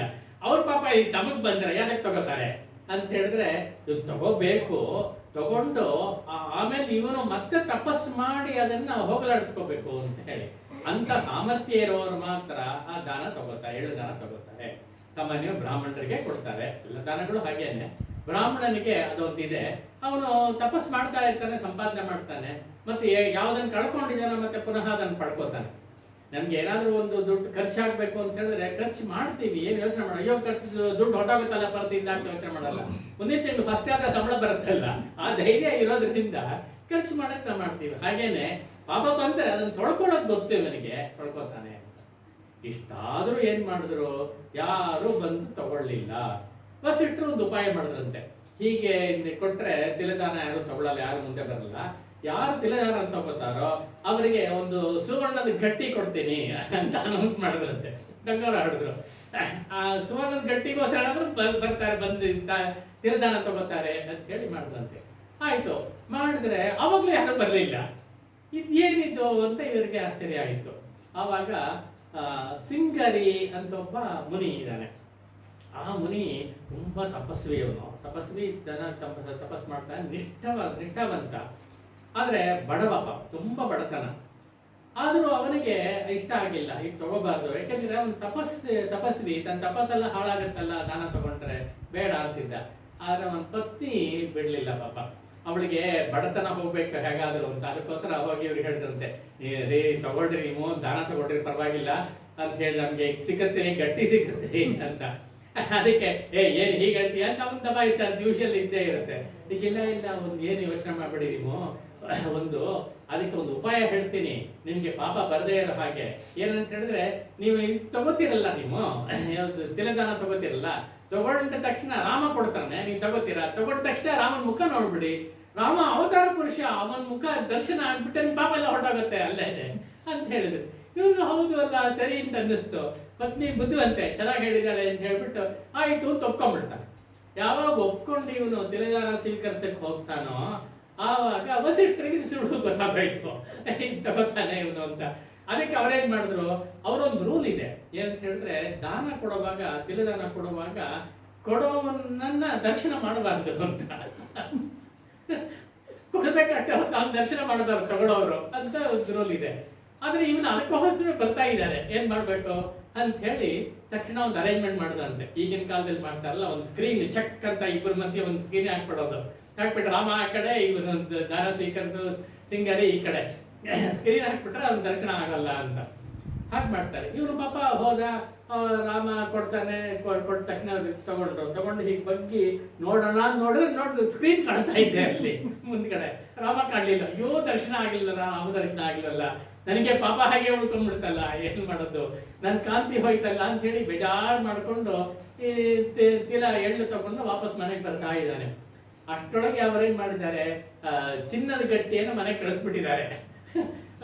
ಹೆಂಡತಿ ಕೈಯಲ್ಲಿದೆ, ಅವಳು ಖುಷಿಯೋ ಖುಷಿ, ಬಂತು ಸದ್ಯ ಅಂತ ಹೇಳಿ ಅವ್ರು ಮಾಡ್ತಾರೆ. ಇವರು ಪಾಪ ಪೆಚ್ಚುಮರೆ ಹಾಕೊಂಡು ಬರ್ತಾ ಇದ್ದಾರೆ. ಹೀಗಾಯ್ತಲ್ಲ ಯೋಚನೆ ಮಾಡಿ, ಯಾಕ್ರಿ ಹೀಗಿದ್ದೀರಾ ಅಂತ ಅವ್ರು ಕೇಳ್ತಾಳಂತೆ. ಅದಕ್ಕೆ ಈಗ ಆಗೋಯ್ತು ನೋಡು ಅಂತ ಹೇಳಿದ್ರೆ, ಅಯ್ಯೋ ನೀವು ಅದಕ್ಕೆಲ್ಲ ಏನು ಯೋಚನೆ ಬಹಳ ಬುದ್ಧ ಅಂತ ಹೇಳೋ, ಅಯ್ಯೋ ಅದಕ್ಕೆಲ್ಲ ನೀವು ಯೋಚನೆ ಮಾಡಬೇಡಿ, ಇದಾಯ್ತು ಅಂತ, ಈಗ ದರ್ಶನ ಸಿಕ್ಕಿಲ್ಲ ಅಷ್ಟೇ ತಾನೆ. ಆದ್ರೆ ಇದೆಲ್ಲ ಮುಗಿದ ಮೇಲೆ, ಈ ಕಾರ್ನೇಷನ್ ಸೆರೆಮನಿ ಇದೆಲ್ಲ ಮುಗಿದ ಮೇಲೆ ರಾಮನ ಮೆರವಣಿಗೆ ಬರ್ತಾನೆ, ಕರ್ಕೊಂಡ್ ಬರ್ತಾರೆ, ರಥದಲ್ಲಿ ಬರ್ತಾನೆ. ಬಂದಾಗ ನಮ್ಮನೆ ಮುಂದೆನೆ ಹೋಗೋದು, ನೀವು ಕರೆಕ್ಟ್ ಆಗಿ ಅಲ್ಲಿ ಮುಂದೆ ನಿಂತೀರಿ, ನೀವು ಬಂದ ತಕ್ಷಣ ದರ್ಶನ ಮಾಡ್ಬಿಡಿ ಅಂತ ಹೇಳುತ್ತಂತೆ. ಹೌದಾ, ಕರೆಕ್ಟ್ ಅಲ್ಲ, ಸರಿಯಾಗಿ ಹೇಳ್ತಾ ಇದ್ದಾಳಲ್ಲ ಅವಳು, ಹೆಂಡತಿ ಮಾತನ್ನು ಕೇಳಬೇಕು ಅಂತ ಅವಾಗ್ಲೂ ಗೊತ್ತಾಯ್ತು. ಸರಿ, ಇವನು ಹೋಗಿ ಪಾಪ ತಪಸ್ಸಿ ನಿಂತಿದ್ದಾನೆ, ನಿಂತ್ಕೊಂಡು ರಾಮನಿಗೋಸ್ಕರ ಕಾಯ್ತಾ ಇದ್ದಾನೆ, ಬರ್ತಾನೆ ಅಂತ. ಸೊ ಪ್ರೊಸೆಷನ್ ಅಲ್ಲಿಂದ ಹತ್ರ ಬಂದ ತಕ್ಷಣ ರಾಮ ಅಂತ ಹೇಳಿ ಭಕ್ತಿಯಿಂದ ಅವನ ದರ್ಶನ ಮಾಡಿದಂತೆ. ರಾಮ ಪಕ್ಕದಲ್ಲಿ ಬಂದು, ನೋಡು ಎಣ್ಣೆ ತಗೊಂಡೆಲ್ಲ, ಅದಕ್ಕೆ ಸ್ವಲ್ಪ ಕಾಲ ಅನುಭವಿಸ್ಬೇಕಾಗಿತ್ತು, ಅನುಭವಿಸ್ದೆ, ಈಗೆಲ್ಲ ಮುಗಿತಿ ಬಿಡಿ, ಇನ್ನೇನು ಯೋಚನೆ ಮಾಡಬೇಡ, ಇಂದ ತಪಸ್ಸೆಲ್ಲ ವಾಪಸ್ ಬಂತು, ಹೋಗು ಅಂತ ಹೇಳಿ ಆಶೀರ್ವಾದ ಮಾಡಿ ಕಳಿಸ್ಬಿಡ್ತಾನೆ ಅಂತ ಹೇಳಿ ಒಂದು ಹೇಳ್ತಾರೆ. ಅದನ್ನ ತುಂಬಾ ಸ್ವಾರಸ್ಯವಾಗಿ ತ್ಯಾಗರಾಜ ಜ್ಞಾಪಿಸ್ಬೋದು. ಇಷ್ಟು ಕಥೆಗಳು ಹೇಳಬಹುದು, ಕಥೆಗಳೆಲ್ಲ ಅವ್ರು ಹೇಳಲ್ಲ, ಒಂದೇ ಒಂದು ಲೈನಲ್ಲಿ ಹೇಳ್ತಾರೆ. ಆಮೇಲೆ ಇವನು ಏನ್ ಮಾಡ್ದ, ತಪಸ್ವಿ ಏನ್ ಮಾಡ್ದ ಅಂತಂದ್ರೆ, ಸೋಡನ್ ಗಡ್ಡಿ ಇತ್ತಲ್ಲ ಅದನ್ನು ಮುಟ್ಲೇ ಇಲ್ವಂತೆ, ಬೇಡ ಅಂತ. ಮಹಾತ್ಯಾಗಿ ಅವನು, ವೈರಾಗಿ ಶಿಖಾಮಣಿ ಅವನು, ಅವನ್ನೆಲ್ಲ ಮುಟ್ಟಲ್ಲ, ತಗೊಳಲ್ಲ ಅಂತ. ಅವಳು ಉಪಯೋಗಿಸ್ಕೊಂಡಿರ್ಬಹುದು ಪಾಪ ಮನೆಯವರು, ಅದಿರ್ಲಿ. ಇವರು ಅಷ್ಟೆಲ್ಲ ಮಾಡಿದೆಯಲ್ಲ, ನೀನು ಅನುಗ್ರಹ ಮಾಡಿದೆಯಲ್ಲ, ಅವನಿಗೆ ಯಾರಾದ್ರೂ ಸುವರ್ಣದ ಗಟ್ಟಿ ಸಿಗ್ತಾ ಅವನಿಗೆ ಅಂತ ಹೇಳಿ. ಆಮೇಲೆ ವಿಭೀಷಣ ಕೊಟ್ಟಿಯಲ್ಲ, ರಂಗನಾಥ ಮೂರ್ತಿ ಎಲ್ಲ ನಿಮ್ಮ ವಂಶದವರು ಮಾಡಿದ್ದು, ಅದವನಿಗೆ ತಕ್ತಾ ಅಂತ ಹೇಳಿ ತ್ಯಾಗರಾಜರು ಕೇಳ್ತಾರೆ. ಅದಂತೂ ಸ್ವಾರಸ್ಯವಾದ ಒಂದು ಇದು, ಅದನ್ನು ಸುಮ್ಮನೆ ಜ್ಞಾಪಿಸ್ಕೊಳ್ಳೋಣ ಅಷ್ಟೇ. ಕಳಲ ನೇರ್ಚಿನ ಅಂತ ಒಂದು ಗೀತೆ, ಅದು ಇರ್ಲಿ. ಇಷ್ಟು ವಿಷಯ ಜ್ಞಾಪಿಸ್ಕೊಂಡು ಮುಂದಿನ ಹಂತದಲ್ಲಿ ಇನ್ನು ಅನೇಕ ವಿಷಯಗಳಿದೆ, ಇವತ್ತೇ ಕವರ್ ಮಾಡೋಕ್ಕಾಗಲ್ಲ. ಮುಂದಿನ ಹಂತದಲ್ಲಿ ಅವರು ಯಾತ್ರೆ ಹೋಗಿ ಬರ್ತಾರೆ. ಯಾತ್ರೆಗೆ ಒಂದು ಪೀಠಿಕೆ ಇದೆ, ಯಾತಕ್ಕೋಸ್ಕರ ಹೊರಟರು ಅಂತ, ಅದನ್ನೆಲ್ಲ ಮುಂದೆ ವಿವರಿಸೋಣ. ಒಂದು, ಅವರು ಕಾಂಚೀಪುರಕ್ಕೆ ಹೋಗ್ತಾರೆ. ಫಸ್ಟು ಕಾಂಚೀಪುರದಿಂದ ವಾಲಾಜಪೇಟೆ ಎಲ್ಲ ಅವರ ಶಿಷ್ಯನ ಊರದು, ಅಲ್ಲಿಗೆ ಹೋಗ್ತಾರೆ. ಆಮೇಲೆ ತಿರುಪತಿಗೆ ಹೋಗ್ತಾರೆ. ಆಮೇಲೆ ಪುತ್ತೂರು ಅಂತ ಒಂದು ಮಾರ್ಗದಲ್ಲಿ ಸಿಗುವಂಥ ಒಂದು ಊರು, ಅಲ್ಲಿಗೆ ಹೋಗ್ತಾರೆ. ಇದೆಲ್ಲ ಅವರು ಓಡಾಡಿದ ಜಾಗಗಳು. ಅವರ ತಿರುವಯ್ಯಾರಿಂದ ನಾರ್ತಲ್ಲಿ, ಉತ್ತರ ಭಾಗದಲ್ಲಿರುವಂಥ ಹೋಗ್ತಾರೆ. ಅಲ್ಲಿಂದ ಮದ್ರಾಸಿಗೆ ಬರ್ತಾರೆ. ಮದ್ರಾಸಿಂದ ಕೋವೂರು, ಅಲ್ಲಿಗೆ ಅವರದ್ದು ಮುಗೀತು.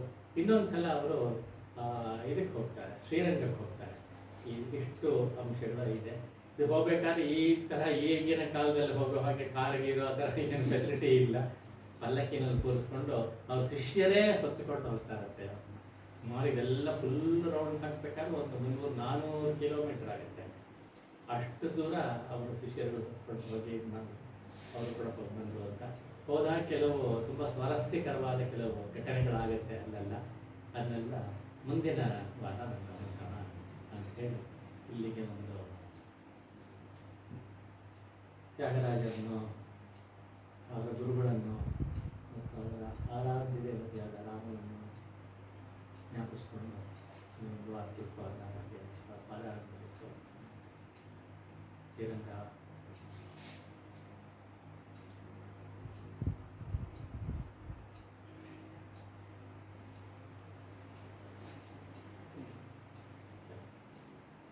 ಚಿಕ್ಕ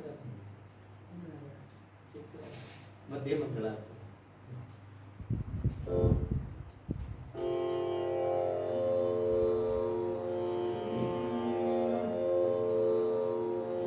ಮಂಗಳಂ